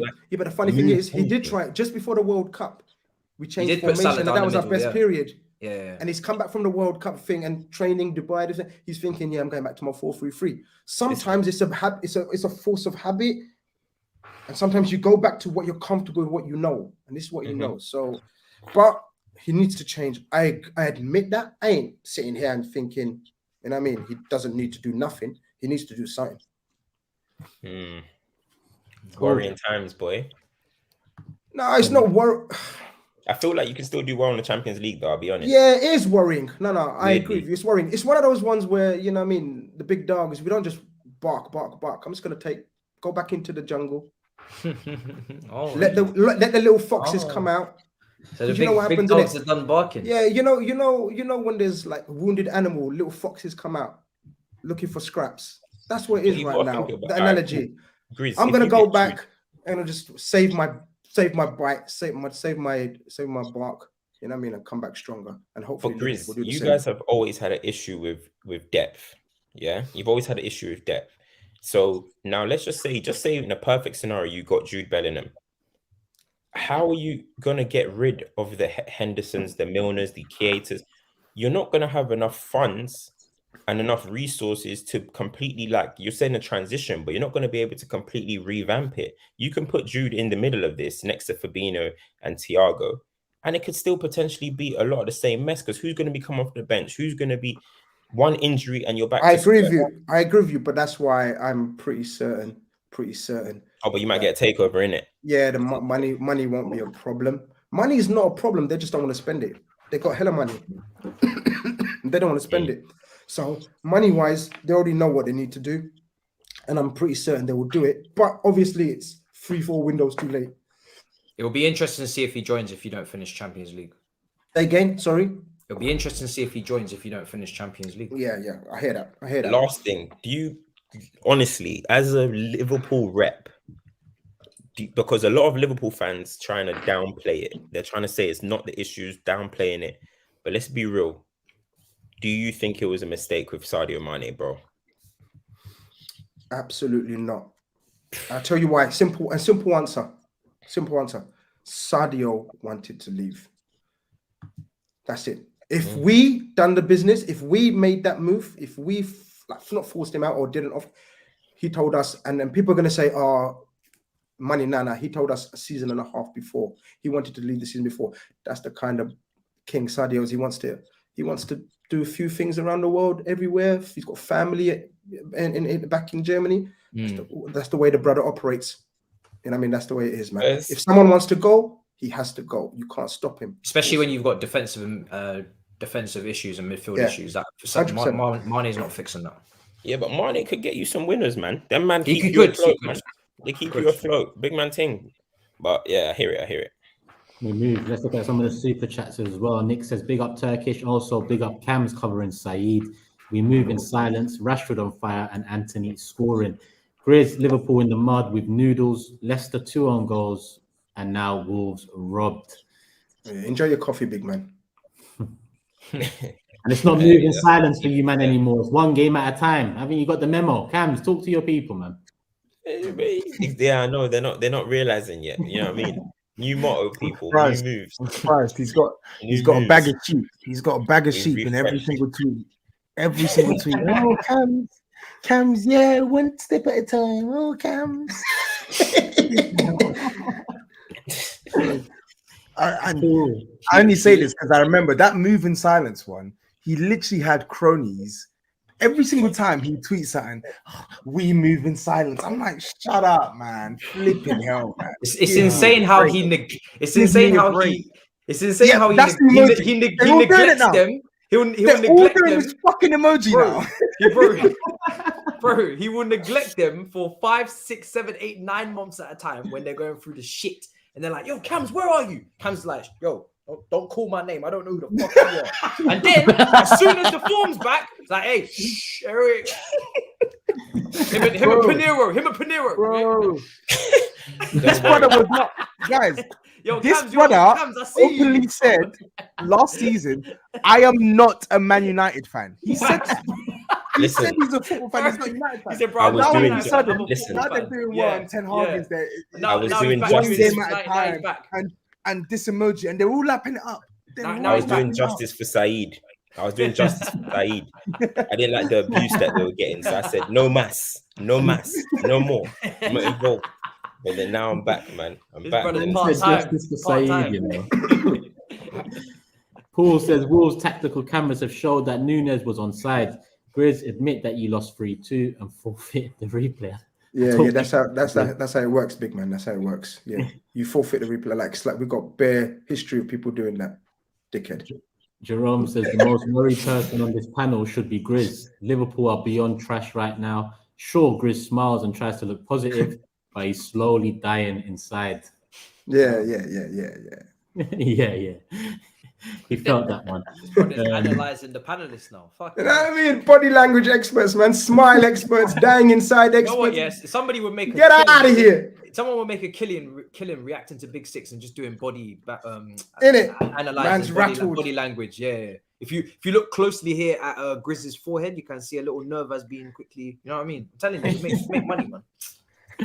Rico says, big up you, man. Appreciate you lot and the hard work everyone puts in. Bless always. Love to you, Rico, and the family. Hope you're good, my guy. Appreciate the super chat. Like I said, the United ones, I'm keeping to United. Darwin says, I can't lie. I need to stop taking shooting lessons from Grizz. He's got no techers. Football is a humbler. What lessons are that? How are you, my son? You talk like that to me. And JML says Brighton away next. That is the next fixture for whoever wins the Liverpool Wolves game. So it doesn't get any easier, really. But yeah, Brighton away for the winner of Liverpool Wolves. Form team. Yeah, problem. MCFC Daps in the building. Daps is obviously on extra tomorrow night, 10 p.m. Big up Daps. He says the cameras were sourced by Tim from Tox Teeth and fixed and fitted by Bob from Bootle. Great mates rates, dodgy as fuck though. Big up Daps. Typical Salah passing it into the keeper's hands. That's another one from JML. And Amar says, as a Liverpool fan, I'm on the cusp of Klopp out. All I want is just a formation change. 4-2-3-1 is all I ask. Mad times, man. Amir says the root cause of Liverpool's issue today is 1, frugal spending group, FSG, and 2, Klopp's stubborn loyalty. Now we are up for sale and we're waiting. We'll see how that goes. This one here was from earlier, but I'll get it in now. Matisse, show some more conviction for my club. Predicted us to lose to City. F that. Got to come with smoke and say we're winning. So I predicted it correct, right? And you want me to come on smoke. The team is not on smoke. The team is not fighting, but I should fight for the team. Make it make sense. You want me to waffle? You want me to sit here and tell you, all right, next game we're going to slap Fulham 5-0. Is that what you want? Is that what you want? You want me to come here and lie? So I can get clipped up. I think that's what he wants. So I can get clipped up. Crazy. The thing about it, I used to get this a lot as well. You've got to come with smoke and say we're winning. Why? Well, what if Matisse came with smoke, yeah, do you think it wasn't going to be 4-0? Every single department of the team is faltering and failing, and I'm meant to come with smoke. The only smoke is the smoke alarm. We are burning this house down. What are you talking about? Smoke. God damn, it's not making sense. Miles says, why is Thiago escaping criticism? He was supposed to raise the level. Now I'm seeing Liverpool fans making Wijnaldum comps. That's an uncomfortable conversation as well. Maybe you apologize too quick, Turkish. He's not escaping criticism, man. There's hella criticism, but you know what I mean. It's not one thing. We just mentioned 4 or 5 big dogs, and I mean, if they're not playing, you know what I mean. What's Thiago going to do in a new club? So, but he's not escaping criticism. There's hella criticism for Thiago as well. I think he's been all right. I don't think he's been. They just got no legs, man. They can't run with people, man. You already know this. They can't run. If you can't run, you know what I mean. I say you're dead in football. You can have all the techers you want. Not in the modern day, anyway. No, I think Thiago's been up and down, man. I feel like he's not. I think he's been up and down. I feel like his game varies. Like you don't really get like a. I'm not really seeing like a consistent like 7, 8 out of 10 performances from Thiago. He'll do a lot of good things in the game, and then he'll do a lot of poor things in the game. He'll misplace a couple passes. He'll turn over the ball. He'll give away cheap fouls. So I don't know, man. I'm not really impressed with what I'm seeing this season. I have to be honest. Could you guys not become a more possession-based team, more compact, instead of just because I'm watching your matches and you're playing rock and roll football, but you don't have the rock and roll, like you don't have the band, so it doesn't make sense. And you're trying. I don't think they are playing rock and roll football. We're not playing rock and roll football. We're not. They're not playing rock and roll. It's very open. The games are very open. No, the games are very open, Tobes. Yeah, they're open, but there's no. But that's the problem. There's no energy when Liverpool play, and that's why don't they try and keep possession and be a little bit more risk avert instead of allowing these transitions to keep happening? I'm watching Liverpool get split open time and time again, transition after transition after transition, ball going back and forth like a yo-yo. Keep the ball, just go into more possession. If you've got slow players, then show your tech. If they've got tech, like Grizz just said, well then show it. Well, I didn't say they've got tech. I think it's what Grizz was saying. I think it's what Grizz was saying. It's Klopp's stubbornness, his inability to adapt and try out new things. Like you look at the best managers in the world, and I've seen it with Pep this season. They're all willing to experiment, whether the experiment works or whether it fails. They're willing to try it and come to a conclusion. Klopp is not willing to experiment. He sticks to his guns. He's too stubborn, and that's realistically that. And aging players has been the downfall. Shout out to Trent though, man. He come back from the World Cup on point. Defensively as well. Let's not sleep on that. Defensively, 100%. He's doing very well, and he's splitting passes from here, there, everywhere, bro. So big up Trent, man. That remontada is being televised. I just see the details. JML says Mane left because Salah was being the main man. There used to be a lot of conversations about that, but I think Grizz is right. I think Mane kind of indicated that he wanted to go from early, and now he's gone. Cam's conjuring a Peeler paragraph. I missed this. He's addressing the elephant in the room. Big up the panel and let's beat the scum across the road. Come on, you gunners. Love for the super chat, Mo. What is that? Yeah. Daps just tagged us. What the fuck is that from? That just tagged us.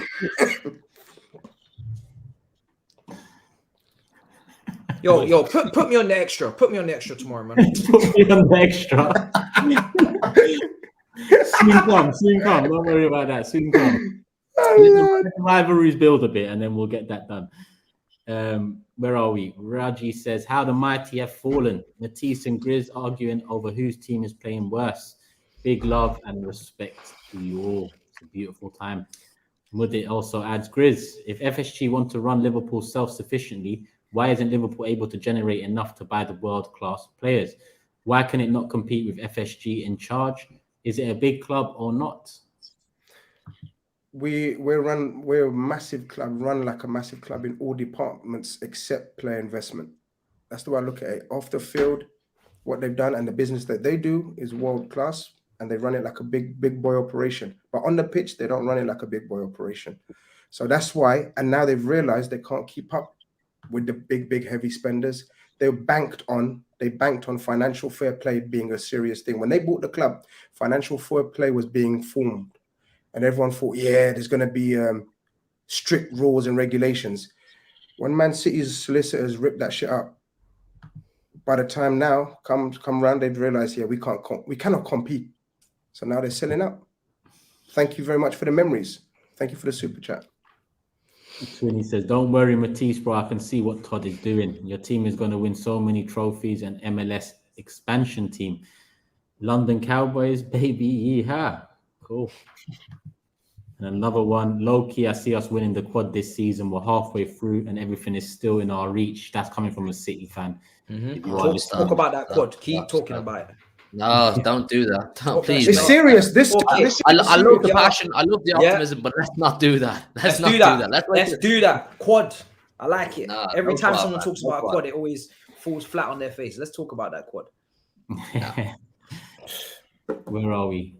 I think that's it on Liverpool. Another one just come in on Chelsea. I'll save that to the end of the show because we've moved on from Chelsea, but we have got to circle back around and make predictions. No Swine on my line says, Tex, Big Six needs merchandise, cuz 100% is coming. I know I've been saying it's coming for a few months now. It is. Obviously, we run everything ourselves, and you just got to be patient. It's going to come, and when it comes, it's going to bang. That's what I need to make sure of. I don't want to just release something that just has a phrase on the front and there's no real design element to it. I want to make it something proper. I want the quality to be proper. I want it to be a proper bit of merch. So look out for that. And he says, PS, United top 4 is 30. On that note, let's move on to United. Good form in the league, good defensive record since returning from the World Cup. Got the job done against Everton 3-1. My man's got his hand up one game at a time. But go on, Cams, talk to us. That's it, bro. That's literally what it is. One game at a time, man. Just trucking along. We don't want to be talked about because we remember start of the season when we lost 4-0 to Brentford. We saw everyone come out, talk about how done out here Man United are and how there's just no future for this club anymore. So we don't want to be involved in any of you guys' conversations. We cannot compete with Arsenal. We cannot compete with Man City. We're just going one game at a time. And as I said from the start, this team is the redeem team. They got to win our hearts back. They gave us the worst season of all time last season in Premier League history that we've had last season. You guys are just here to win our hearts back. And right now, they're doing a pretty good job at that. It's all internal here. We're not thinking about what you guys are doing over there. It's internal. You know what I mean? It's between the fan base. So we're going in the right direction. 20 wins in 27 games. And he's the fastest manager to win 20 games for us. Fantastic coach. And I believe that he's going to do good things and great things at Manchester United. Right now, one game at a time. And life is all right now. But the Manchester derby, City come to Old Trafford a lot of times and treat it like their own.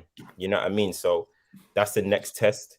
We'll see how we come out of these next 3 games against City, Palace, which they've unbelievably put it in between the Arsenal game, but we ain't going to say too much about that. And then they apologized, which is bizarre.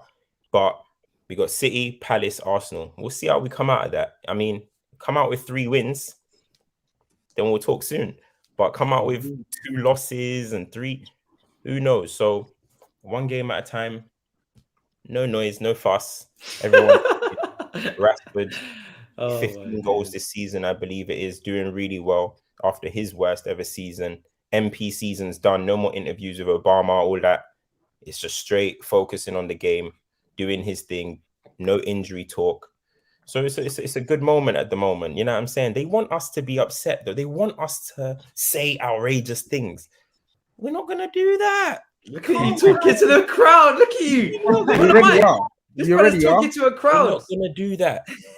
You don't worry about that because you guys just keep Harry Kane's seat warm because we're about to take that, brother. I don't think I didn't watch the stoppage time episode. I heard you and Fuad say, I told Fuad as well, shamelessly talking up the move as well, and you lapping it up. Oh, Van Persie 2.0. Don't worry about that. 50 million and Martial. That was it, innit? It's a process, as they say, you know, it's a process, but processes can be accelerated. Right now, it's going well. It's going better than I thought. But yeah, man, you know, all these fans want us to say we're in a title race and all that. Nah, we're not. How can we compete? You are. You've got the other United representative is. We can't compete. He's testing water. I don't think he's testing waters. He's testing the water. He's dipping his toes in the sea. Yeah.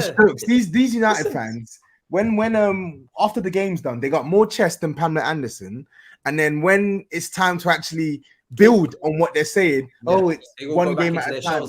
Life's different. Testing the waters. You're just testing the waters. You know, sometimes you got to see if the water's hot. You know, when before you get in a bath, you put your toe in. Like, it's kind of. You're a disgrace. He's just seeing what's going on. That's it.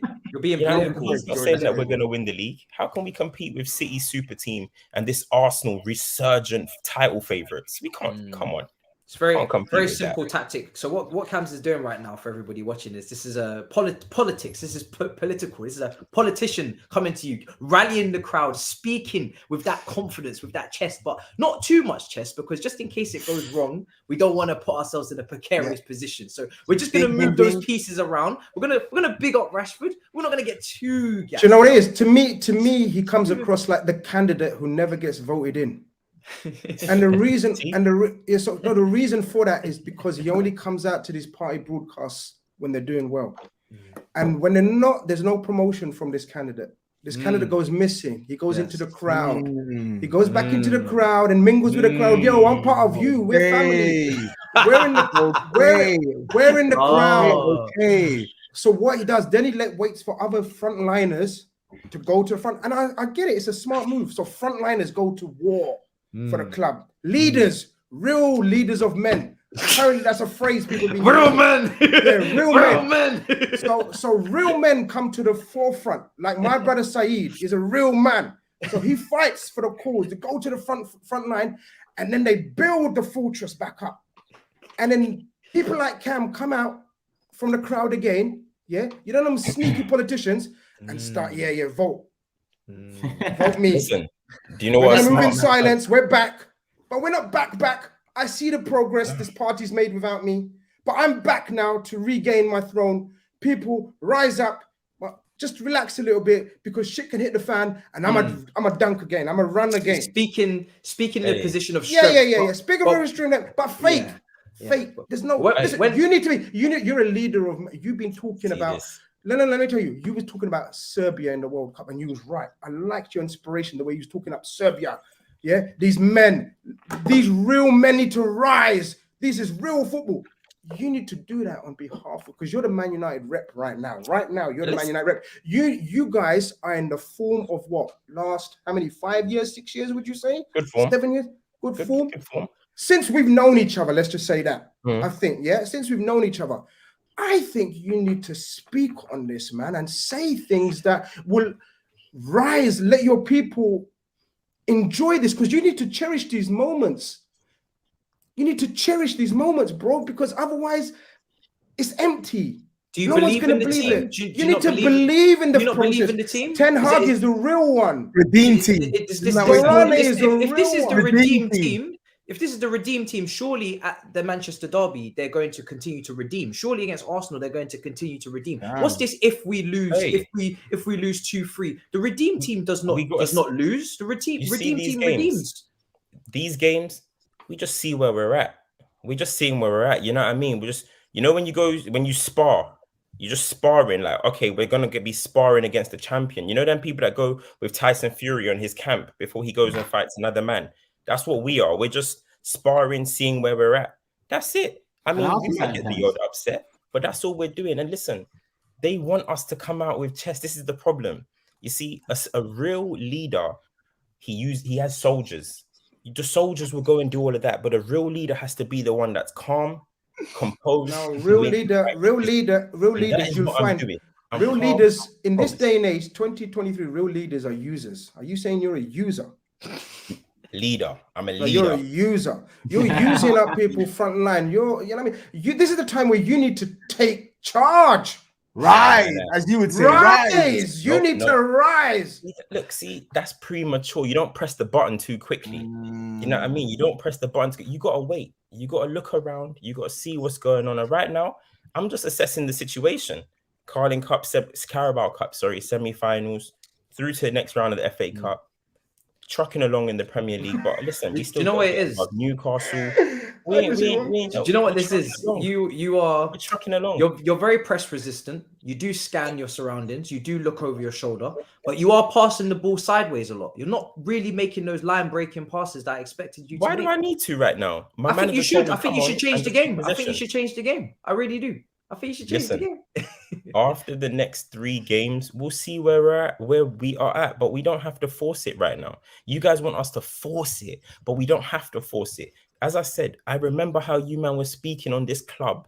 Yeah, I remember how you're speaking on this club at the start of the season. Now, so is it PTSD? Is that what you got then? Have you got PTSD? Are you? He's been burned so many times. He's afraid to go again. Are you scared about that where you've just come from? Are you like worried about your recent history and past, and you've been so hurt? Is it PTSD? Because we're here. Nah, we're just not ready. We just that's what the big six. This is what we do. We talk to each other. We're La Familia. You know what I mean? Big up Said's brothers company. We're La Familia. We talk. So you're not talking like we'd be happy for you if you was, because remember guys how happy we were for Said. We hate his club. We hate Man United, but we were happy to see Said happy and strong again. Nah, We're you guys happy. ain't happy, man. Wait, I watch this show. I watch this show. I see. No. Saeed I'm still happy getting for cooked. Saeed. I Despite hate his your club. being 10th. I want Despite you your to be club. happy for your people in your club. You don't that. seem happy for them. You're like, no, you're still like not sure, unsure. But Listen, we just come off. Listen, what's happening at Old Trafford? Let's do a preview, mini preview, not a deep one. What Old do you wanna Trafford, hear? Man City are coming to you guys, Mhm. and you guys are looking strong, compact, tactically organized. I'm seeing Rashford, for me, one of the most Fantastic. informed strikers in Europe. I said Fantastic. it. I said it in Europe. Bro, I'm seeing a very good game. You're right. Normally they come there and have a training session like they done with what they say. He said, Hughie's already said thank you very much to Matisse for a training session. Are you guys going to be another training session Well, listen, on the weekend? I see this thing.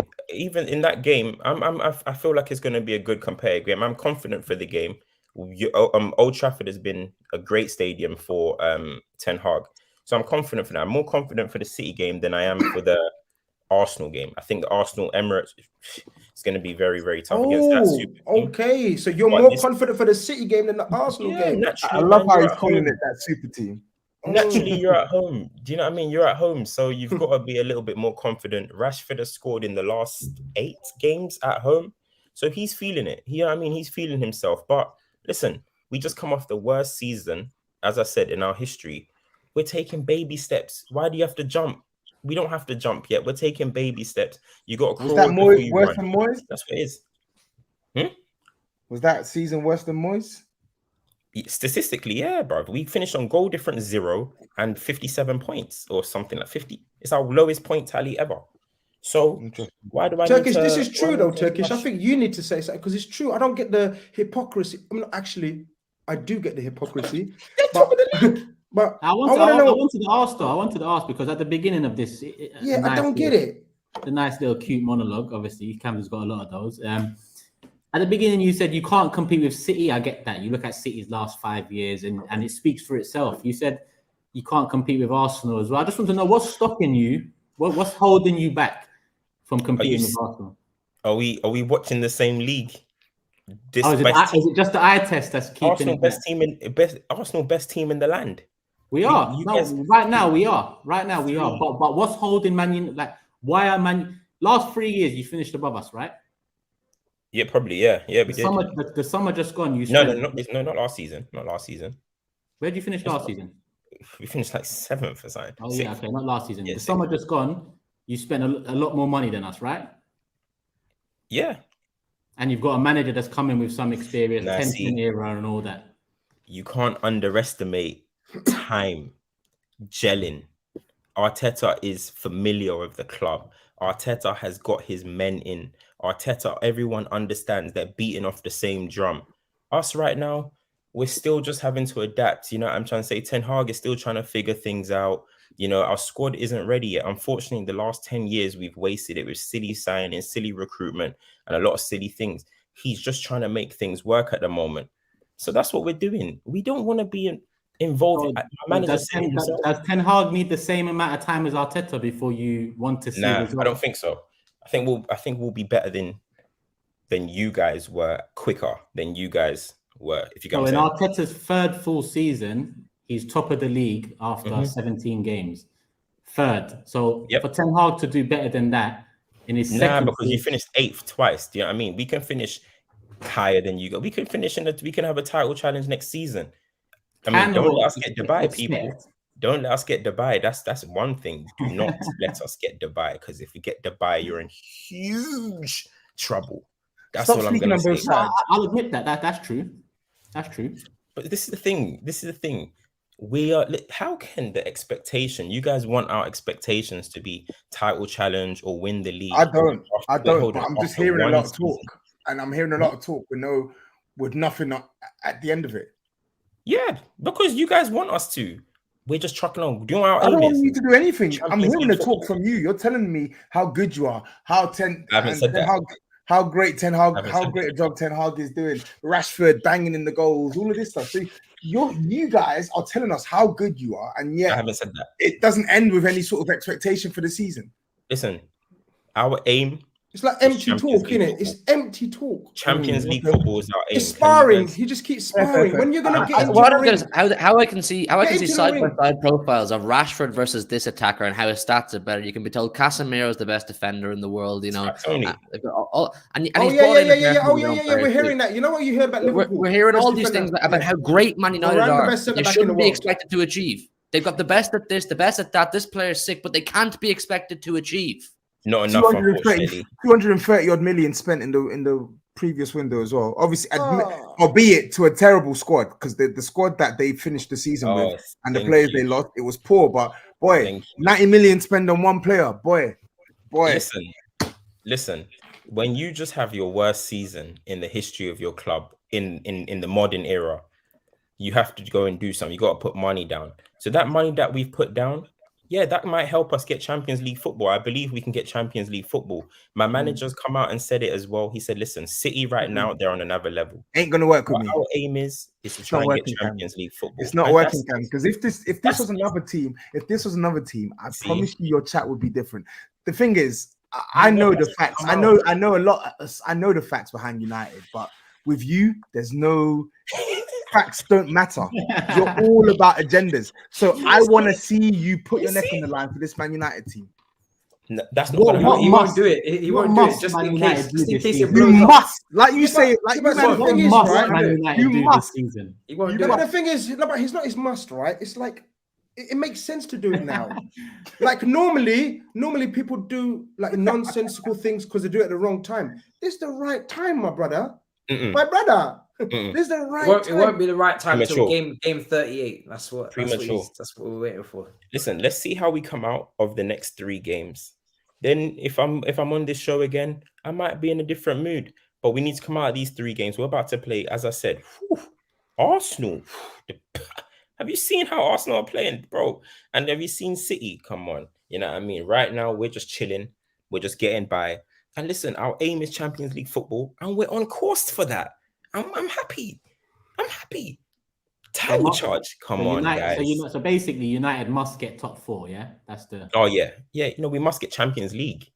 That could be via Europa League. That can be via top 4. However you want to do, we must get Champions League football. You know what I mean? And then we're coming for Harry Kane. And then life's good. You know what I'm saying? Harry Kane's going to have a year left. So I fully expect Man United to test the waters. I can see that will be the type of club I can see. They need a striker. They got the financial resources in the summer anyway. So let's see. But I wouldn't be so confident if I were you. Hey, listen, he'll look good at United. Trust me. You know what I'm saying? He wants to go. Come and get him, then, innit? If you're so confident, come and get him, innit? Come and get him. You know what it's like, though, Tobes. You know what it's like for your stars to come to United and live their dream. You know it. I do. And I ain't seen that since Dimitar Berbatov. You know what it's like.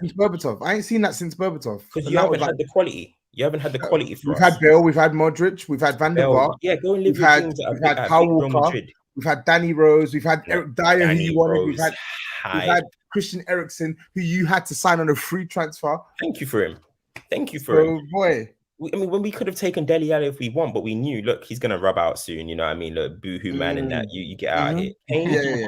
Now it's your time. I believe you can. And you do know, Tobes, you do know when big clubs come knocking, your players fold.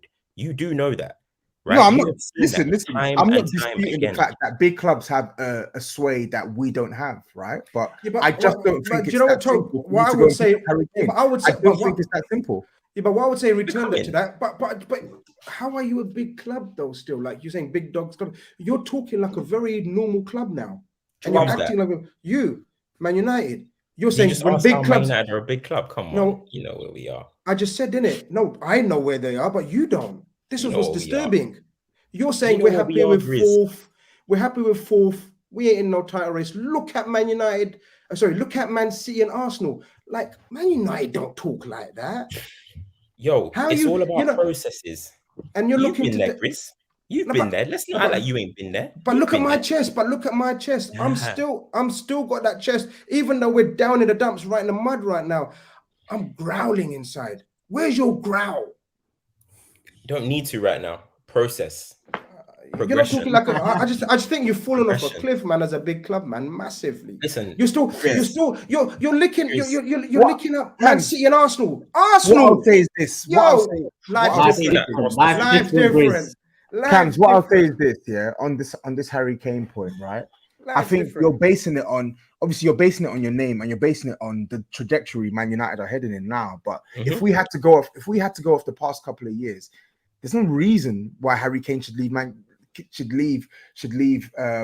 Spurs to go to United, because yes, not for United, yes, we don't win trophies, but Man United in recent years have not been competitive.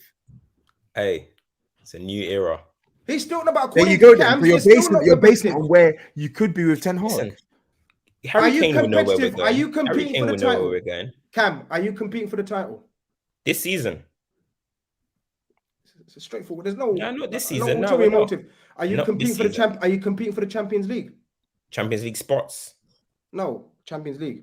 No, we're not competing for the Champions League. So you're not competing for the two big titles right now, and you're still expecting Harry Kane, captain of England, wherever, come to you on what basis? For what? You're not competing, bro. We just got Casemiro from where? Real Madrid, right? What are you doing? Hold on. It just shows the size of what we can do and how we can flex if we need to flex. And when we like something, we go for it. And we're liking the look of Harry Kane at the moment. We're liking what he's doing over in North London. You guys already know. Yeah, but check this out. You guys have imbalanced the books. You fucked up there because Casemiro, mad shout. You got Casemiro, paid him mad money. You paid Anthony. Now you're Bruck, and now you're going for Weghorst or whatever his name on a free transfer because you've got no money left. So it's a bit of an imbalance there, isn't it? You know you ain't got the money. You know you want a big boy player right now, but you've gone for Weghorst, who might do well. That's a different issue. But it's not about flexing, is it? It's financial flex, and as a club flex is different. You need to be saying we're competing for the title, we're in this thing to win it, because you're playing like that, and you're Man United. I know how big you lot are, because I'm Liverpool. I know how big you're an institution. But right now, you're talking to Arsenal and City saying they're the big dogs, they're the institutions. That ain't how Man United operate. Chris, you see in football, you know. Do Man United operate like that, people? Come on, where's the rest of you lot? Do Man United operate like that? Wait. They've had to change. You know what? Life's different. Life's different. It's all money focused, right? They're just throwing money at people. Look at that. Look. Look. You guys know. You still have the name. Listen, Cams, I'm not disputing. Man United still have some clout, but your clout, of course they do. You don't. Your knock is not the same as it used to be, right? So it's not a God-given. It's not a foregone conclusion that Harry Kane will pick United. Harry Kane could easily say, "Why would I go to United? I can wait a year and go to any club I want for free." And why would he then pick Man United? He doesn't want to miss the train. He doesn't want to miss the train. He doesn't want to miss the train, bruv. He knows what direction. Listen, we're going in good places under Ten Hag. I know probably are, because Ten Hag is a really good manager. But again, I'm just saying, Harry Kane will have the pick of the bunch. Why does he have to lose your manager? He can be the difference maker. If United had Kane right now, or if United signed Kane tomorrow, and you ask Cams, "Are you in a title race?" His answer would have to be yes. 100%. If we bring in Harry Kane, there will be problems. Listen. Harry Kane knows this as well. When you look at what the trajectory, there's going to be problems. We're going to go in the right direction. We're going to go in the right direction. Spurs are only going one way, Tobes. I hope you know that. Conte is about to dip. Son is finished, and Harry Kane is coming to Old Trafford. So he's gonna look around and see what's going on at the club. Nothing's inspiring about Spurs at the moment. As I've said before, thank you for NFL London. Thank you for Burna Boy concerts and all of that at your stadium. But other than that, Spurs don't have any relevancy anymore. And Harry Kane's going to see that. He needs to come here if he wants to succeed. And I've told you, Teddy Sheringham, Carrick, and Berbatov, they've seen it. They're going to get on the blower and be like, Harry, this is where you live your dreams. The theatre. Not no Spurs at White Hart Lane Stadium, Tottenham Hotspur Stadium, next to MPK School. Nobody cares about that. He's going to come to United and live his dreams. And Tobes, you know what you're going to have to do? You're going to have to accept that. Because on this panel, you lot are the small club of this panel. You lot are there. And we're going to show you that. I didn't say we're not. I didn't say we're not the small club. I hope you know. And we're going to treat you like that. We're gonna treat you like that when we come knocking for Harry Kane. There's that growl. There's that dog. Let's see this. I want to see the ground. It took us 20 minutes of It made me work, but we got there. negotiations. We got him. Now we got there. We finally got to the real camps. Yeah, we got there. It took a few minutes extra than I thought, but we got there. That's called the Big Six extra right there. That's what that is. I do want to say. I think what Cam's is saying is actually spot on. As much as it may pain Toby to hear, it's the feel good factor. It's the trajectory that Man United are on. Whether you like it or not, there is a bit of a trajectory. You can see it there. They're building nicely. They're progressing. And as Turkish said, Harry Kane could very well be not the final, but a major piece in that jigsaw to taking them from Cam's being a one game at a time merchant to, we can challenge for the title merchant. So I think I can see Harry Kane saying, listen, I don't have many more years left in my prime. I like their plan. Where else in England can I go that need a striker and are going to pay me the money that I want to possibly win trophies? City aren't going to take him. I don't think he's never going to go to Arsenal. Who else is going to challenge for trophies right now? Chelsea are a long way off it. Liverpool need to come back. It's Man United for Kane. But they don't have the money, do they? Listen, Hugh, I actually don't. The thing is, the logic. I'm not arguing with the logic. I don't think the logic is bad. I think it makes sense, right? Logically, it makes sense. They've got the resources, they've got the means, and if they continue in the trajectory they're heading under Ten Hag, they could potentially build a side capable of getting back to challenging for titles, potentially, if they spend the money right? But what I'm saying is, this also isn't the same Man United. And Harry Kane, with a year left on his deal, with all due respect, he can get a better move than Man United. He can. I'm resigned to Harry Kane. What's the better move for him right now? Where can he go? If he wants to win a Premier League, which I think he does, where can he go where he'll fit in? But Tobes, he wants to break the record. He wants to break the record. You know he does. He wants to break the record. You know he does. He wants to break the record. He's not. Look at that. You know what? I'd take Harry Kane tomorrow. You know, at Liverpool. I'm just saying as well. I think Harry Kane's. You can't go for Harry Kane after just splashing on Nunes and Gakpo. You've already got fun and chaos, man. You don't need Kane. But Tobes, you know Harry Kane's motivation. You guys have had some mid seasons, and I've seen Harry Kane at the end of the season post his golden boot with the biggest smile on his face. I saw Mo Salah get a golden boot with a mid season, and he wasn't even smiling. He was just like, all I'm saying is, here we go. That was the mind of a winner. You know what I mean? You know what Kane is motivated by. He likes his goals. Let's see. You know what I mean? He's going to be a year left in the summer, so there's all likelihood he can leave Spurs. There's a chance he can leave United. So let's see. That's some Salah praise, you know. Don't forget. We're gonna work on his mentality, because I'm still concerned about his mentality, because you know what I mean, that penalty miss, I wasn't feeling that. You know what I mean? When you step into the land of winners, your mentality improves. So that's all it is. Right now, land of winners. We're looking for Harry Kane, bro. And it's one game at a time. That's it. Were the land of winners birthed in that land, or were they taken from other lands and put together? Come on, you know we're colonizers. We colonize. You know what I mean? We colonize. Look at the smirk he had on his face when he said we still guy's a disgrace. This guy's a disgrace. You've taken the gold from the soils of others, and now you're using it as your own. The Man United Museum is looking good, isn't it? I see it. All right, fair enough. All right, let's get into some super chats, because we've got a fair few, and we're nearly 2 hours in, and I didn't want to. Where are we? 2001 says, top show, lads. Guys, we got overrun in the last derby. You guys reckon we go with a Fred Casemiro midfield? Eriksen's good, but we need energy. Cam's is nodding. Yeah. Ten Hag has a massive decision to make there, bro, against City and Arsenal. Arsenal, it worked with Eriksen. He gave that great pass to Bruno. We went and scored with Rashford or Anthony. I can't remember. I think it was Anthony. But I've seen him get overrun. And I think at home, I think he's going to go with Eriksen, because we still got to try and Eriksen's got 6 assists in the Prem. We still got to try and win games. So I think he's going to go with Eriksen. But against Arsenal at the Emirates, I think he'll go with Fred or McTominay. Like it's a tough one, that one. But at home, you got to have the initiative. So I do hope he goes with Eriksen, still Eriksen, Casemiro. And let's put the game on them, man. Let's not just, you know what I mean, throw the game away and just see. So yeah, man. Michael says, this season, Anthony games 15, goals 5, problem. Jesus games 20, goals 5, no problem. Just saying. Get your eyes checked, my guy. and watch them both play and then tell me that same super chat again, because it's not making sense. Jesus adds a lot more than just goals to Arsenal's team. Whereas Anthony at the moment is still in early days, 6 months in. What the fuck is this? He doesn't. Well, What happened to you? What is this super chat? he's basically saying people don't get onto Jesus because of his goals, and people get onto Anthony. But people do get onto Jesus because of these goals. So are we gonna do the eye test now, or we're not gonna do Yeah, people. Anthony, he stinks most of the time he plays for Man United. We already know he can score goals. That is but the most the point shameless. is, Anthony cost 90 million. What in the shameless Cost is that? 90 million quid. Wow. What the hell? Wow. Yo, Wow.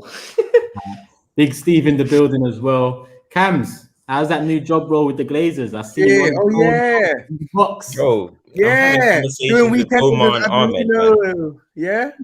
I'm having conversations with Omar and Ahmed, man. Dubai, you know what I mean? Got to chat to them, see what they got planned for my club. You know what I'm saying? So Glazers, I ain't hearing that. It was Omar and Ahmed, man. Trust me. I was gonna say they ain't Glazers, it's Omar and Ahmed. Say no more. Masood says, how's everyone still cooking United even when we're remotely doing well? Anyone? I don't think anyone They has hate to see it. No one cooking, man. I think Masood. shit. We want to praise them, man. We want to say, yo, Yeah, we were actually trying to praise. We were trying to gas you them lot up. are serious in the title race here and looking good. But Can you guys? All right, cool. certain Can you leaders guys- don't want to lead. Can somebody talk about Rashford on this panel, please? Because that's somebody that deserves a lot of credit. Anyone? I done it. I think we ran out of Time out, yeah, run out of time. yeah. Ran out. What's the Yeah. time saying? Oh, You should have shit. done it. You should You have done it. Big that You- Rashford. That's yeah. your I'm job. happy for his resurgence, man.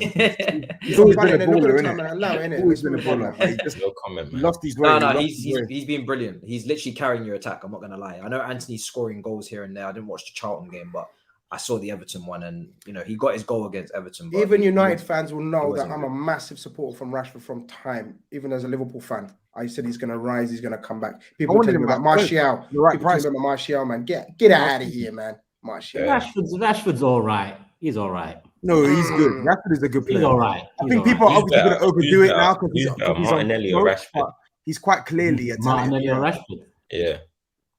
Martinelli. Okay. you should be challenging.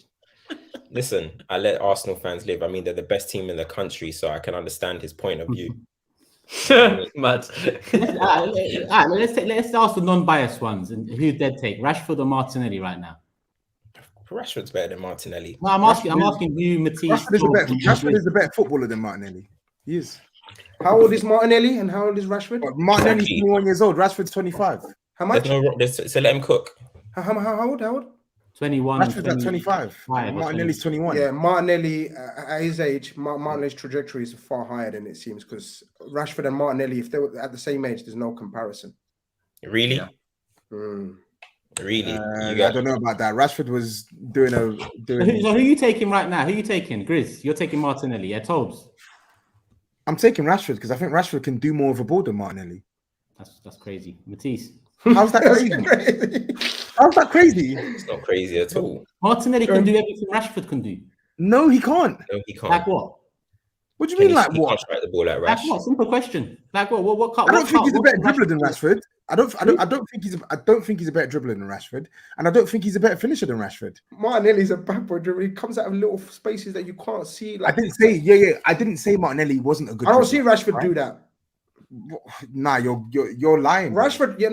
Rashford running with the ball, different. Yeah, he's got a better, cleaner stride pattern. He looks slicker when he's running with the ball. Probably a better finisher, but that's because 4 years of playing more than him. Yeah, more I'll give him experience the than him. finishing. I'll give him the finishing. Yeah, exactly.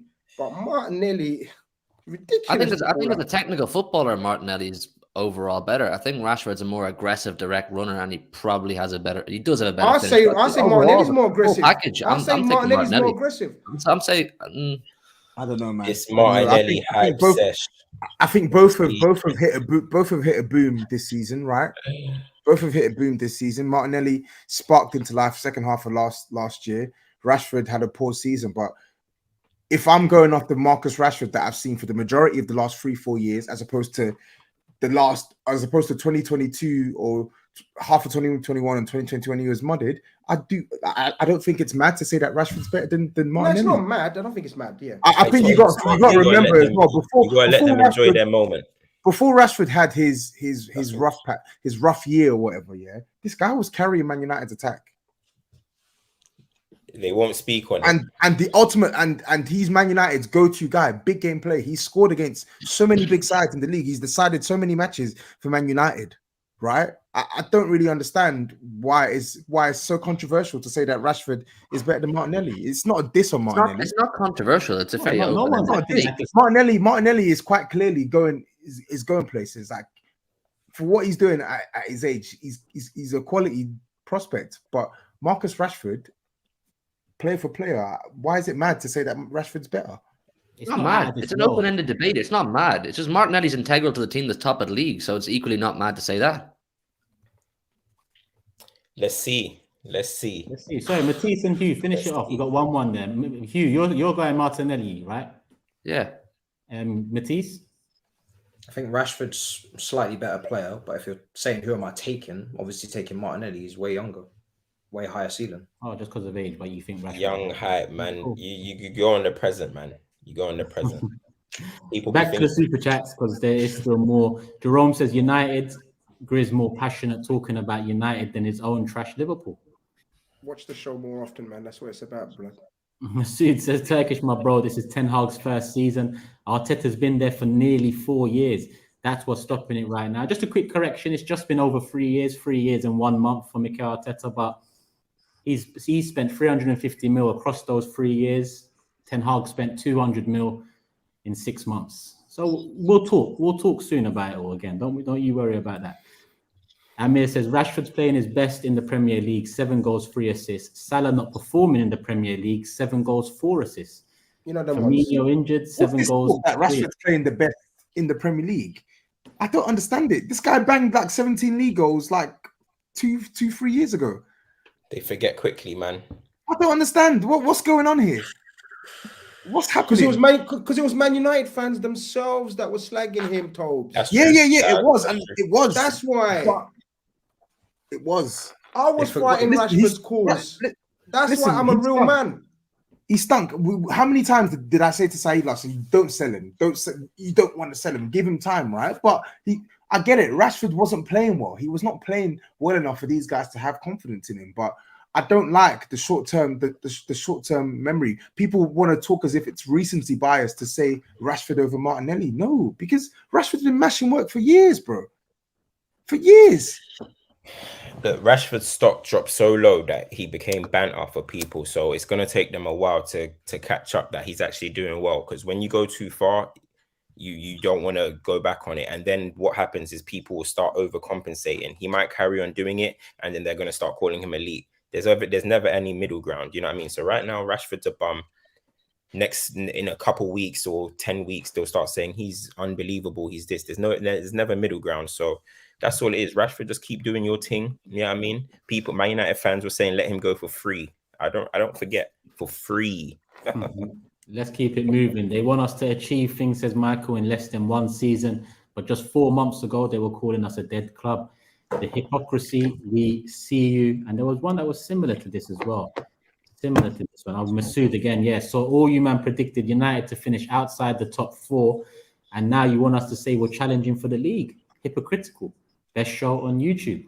Very quickly, that's because that's exactly the same theory we all used on Arsenal last season. Arsenal, yeah. So please. And what did we say about mid-season? People don't want to send in their super chats until it's their club. You need to cry mid-season more, objectives changing. Remember that conversation about start of season objectives? Then you keep the same energy. I don't forget shit. So Man United fans want to pretend that they're going to finish 7th still or 6th. Okay. Now, let me just wrap these United ones up. Cams has been media trained well, giving them answers to the big 6. Please, City and Arsenal, humble him. I'm humble. I'm humble. And if you watch Big 6 Extra, Cams is the United rep on Extra. Obviously, he's in and out of this show as well. So look out for Cams' opinions in 2 weeks after United play both City and Arsenal with Palace in between. Brock says, Cam's on top form with the high press. 10 Heisenberg, we cooking, and they know it. We move in silence. Yeah, all of that. Percy says Rashford scores goals against relegation fodder and disappears in the big games, and now he's the best in Europe. Deluded United fans, recency bias as usual. And so, what about the 23 goals in this? What about the 23 goals he has against the top 6? Oh, okay. All right. Big McTominay says Arteta won an FA Cup in his first 30 games as Arsenal manager. Ten Hag must rise, please. By the way, you already know Salah's got double that amount against the top 6 in it. So keep Salah's that's right. Elite goal scorer. That's right. Elite, man. Says, our results in these next 3 games determine whether or not we are title challengers. Let's be honest. Why would we make ourselves look foolish beforehand? Well, it's still early days. It's very early days. But listen, we're over 2 hours in. We haven't touched on Tottenham, Portsmouth 1-0, Oxford 3-0. Yes, we're going to go straight to Chelsea again and start with Matisse. Fulham Chelsea prediction, because our next show is 10:30 Thursday. That game is 8 o'clock Thursday, so we need predictions in. I'm going to say 2-0 Chelsea. 2-0? Yeah. I'm saying 2-2. I need to bring the smoke. Don't listen to that guy A or whatever his name is. 2-2 I'm going with Fulham Chelsea. Hugh? Yeah, 2-0 Chelsea as well. 2-0. Saeed's gone 2-1 Chelsea. Cams? Who's at home? Fulham. One sec. Oh, I'm going 3-1 Fulham. Ooh. Come on, man. Big Mitro. He's dunking, bro. He's suspended. Hold. All right, cool. Yeah, I'm going. Suspended. I'm going 2-1 Chelsea. 2-1 Chelsea. I know that Mitrovic news changed your mind, Grizz. I know it, because if I knew that, I fucking would have predicted it. You said 2-1, yeah? Yeah. TOBS. 2-1 Chelsea. 2-1 Chelsea, cool. Everyone's gone for a Chelsea win, bar Someone me. said who's getting the 2 goals? I'm going 2-1 Fulham. 2-1 Fulham, cool. I've gone for a draw. Cam has gone for a Fulham win. Last few super chats before we wrap it up. As a gunner, it's nice for United to compete with us for the title. That rivalry made the modern day English Premier League. City Liverpool never compared to that drama. Would bring the most viewership in history for a title clash. Thanks, see if that happens. Nima says, what would you guys say was Messi's best primary position? False 9, playmaker, or winger? Probably winger / What would you guys say? I think his best position was the false 9, but his primary position is winger. Cool. Keeping it moving because we are out of time. Certain people tried to label Van Dijk 3-season merchant as top 5 defender. Don't joke with that one. Offline says Mara's free kick versus Chelsea wasn't even his best. Took Algeria to the finals of 2019 AFCON at the 94th minute versus Nigeria. That was peak. Cam's bad memories. Jerome says, no jokes. Seriously, TOBS, how do you feel sitting up there not having won any trophies at all? Like, talking is good, but I'd be ashamed. Really, I would at least turn my camera off. I turned my camera on just so you can see my face. Just so you can see my face. Do that thing. Come up to the camera and smile at him. And Smokey said Turkish. I meant Frank Leboeuf, not Shia Leboeuf. Foley and Roman both came with money, but Roman loved football first. That's why things bang took off. Big up the panel. Never miss a show. Love for that. Cheese says Sambi Lokonga got 8 up in that midfield. Yeah, Ali too. Listen, I don't even want to talk about Sambi, man. Please, I've said what I need to say about Sambi. It is what it is. We move. Oh, it's finished. Is that it? Lights out. And the lights were never on. Shit. If you want my honest opinion. But yeah, last one here. Told previously compared Conte to the album Take Care. He's more like, honestly, never mind. Spurs losing at home. You know how sticky it gets. Last super chat there. Apologies if I missed any super chats. Told wants to reply. I don't. Was that comparison for Conte? I don't think it was for Conte. It was for something else. I don't know, man. But yeah, whatever, man. Whatever you say, bro. I don't know. I listen, Cams, big up for filling in tonight, my guy. Appreciate it as always. People, show some love to Cams. His channel is in the description below. He's also on FTBL. The majority of his work is on FTBL, but show some love to his original channel as well. Big up Stoppage Time TV. They're always doing their thing over there. I don't miss an episode, so big up them lot. And big up HUGH, MATISSE, GRIZZ, TOBS, THUGGEry, the whole team, people. I don't think that's a hand up from Cams. I think that's one game at a time. So I'm going to keep it moving. But yeah, hit the like button if you haven't already. 2,000 likes already hit. Let's see if we can get to 3,000. There's still 7.3K in the building. We are back here for the game week 20 preview Thursday, 10:30 p.m. But I'm back with the Big Six extra lot tomorrow night on the official channel at 10 p.m. after the City League Cup fixture. So make sure you guys tune into that. Make sure you're subscribed to the official channel. And yeah, we'll be back sooner than expected. 3 back-to-back Big Sixes, the 2 originals with the extra sandwich in between. So make sure you're showing some love all around, people. Love for the love as always. Tune in Thursday, tune in tomorrow. We'll be back again. Love and peace, people. We are out. This show is brought to you by Manscaped. And yes, Manscaped are the best in the business. They are the best in below the waist grooming. It ain't easy out here, I can't lie to you. So what Manscaped have done, they've introduced the new Lawnmower 4.0. To get 20% off, all you have to do is use the code TB620 at manscaped.com. And listen, come support the Big Six family. What are you doing?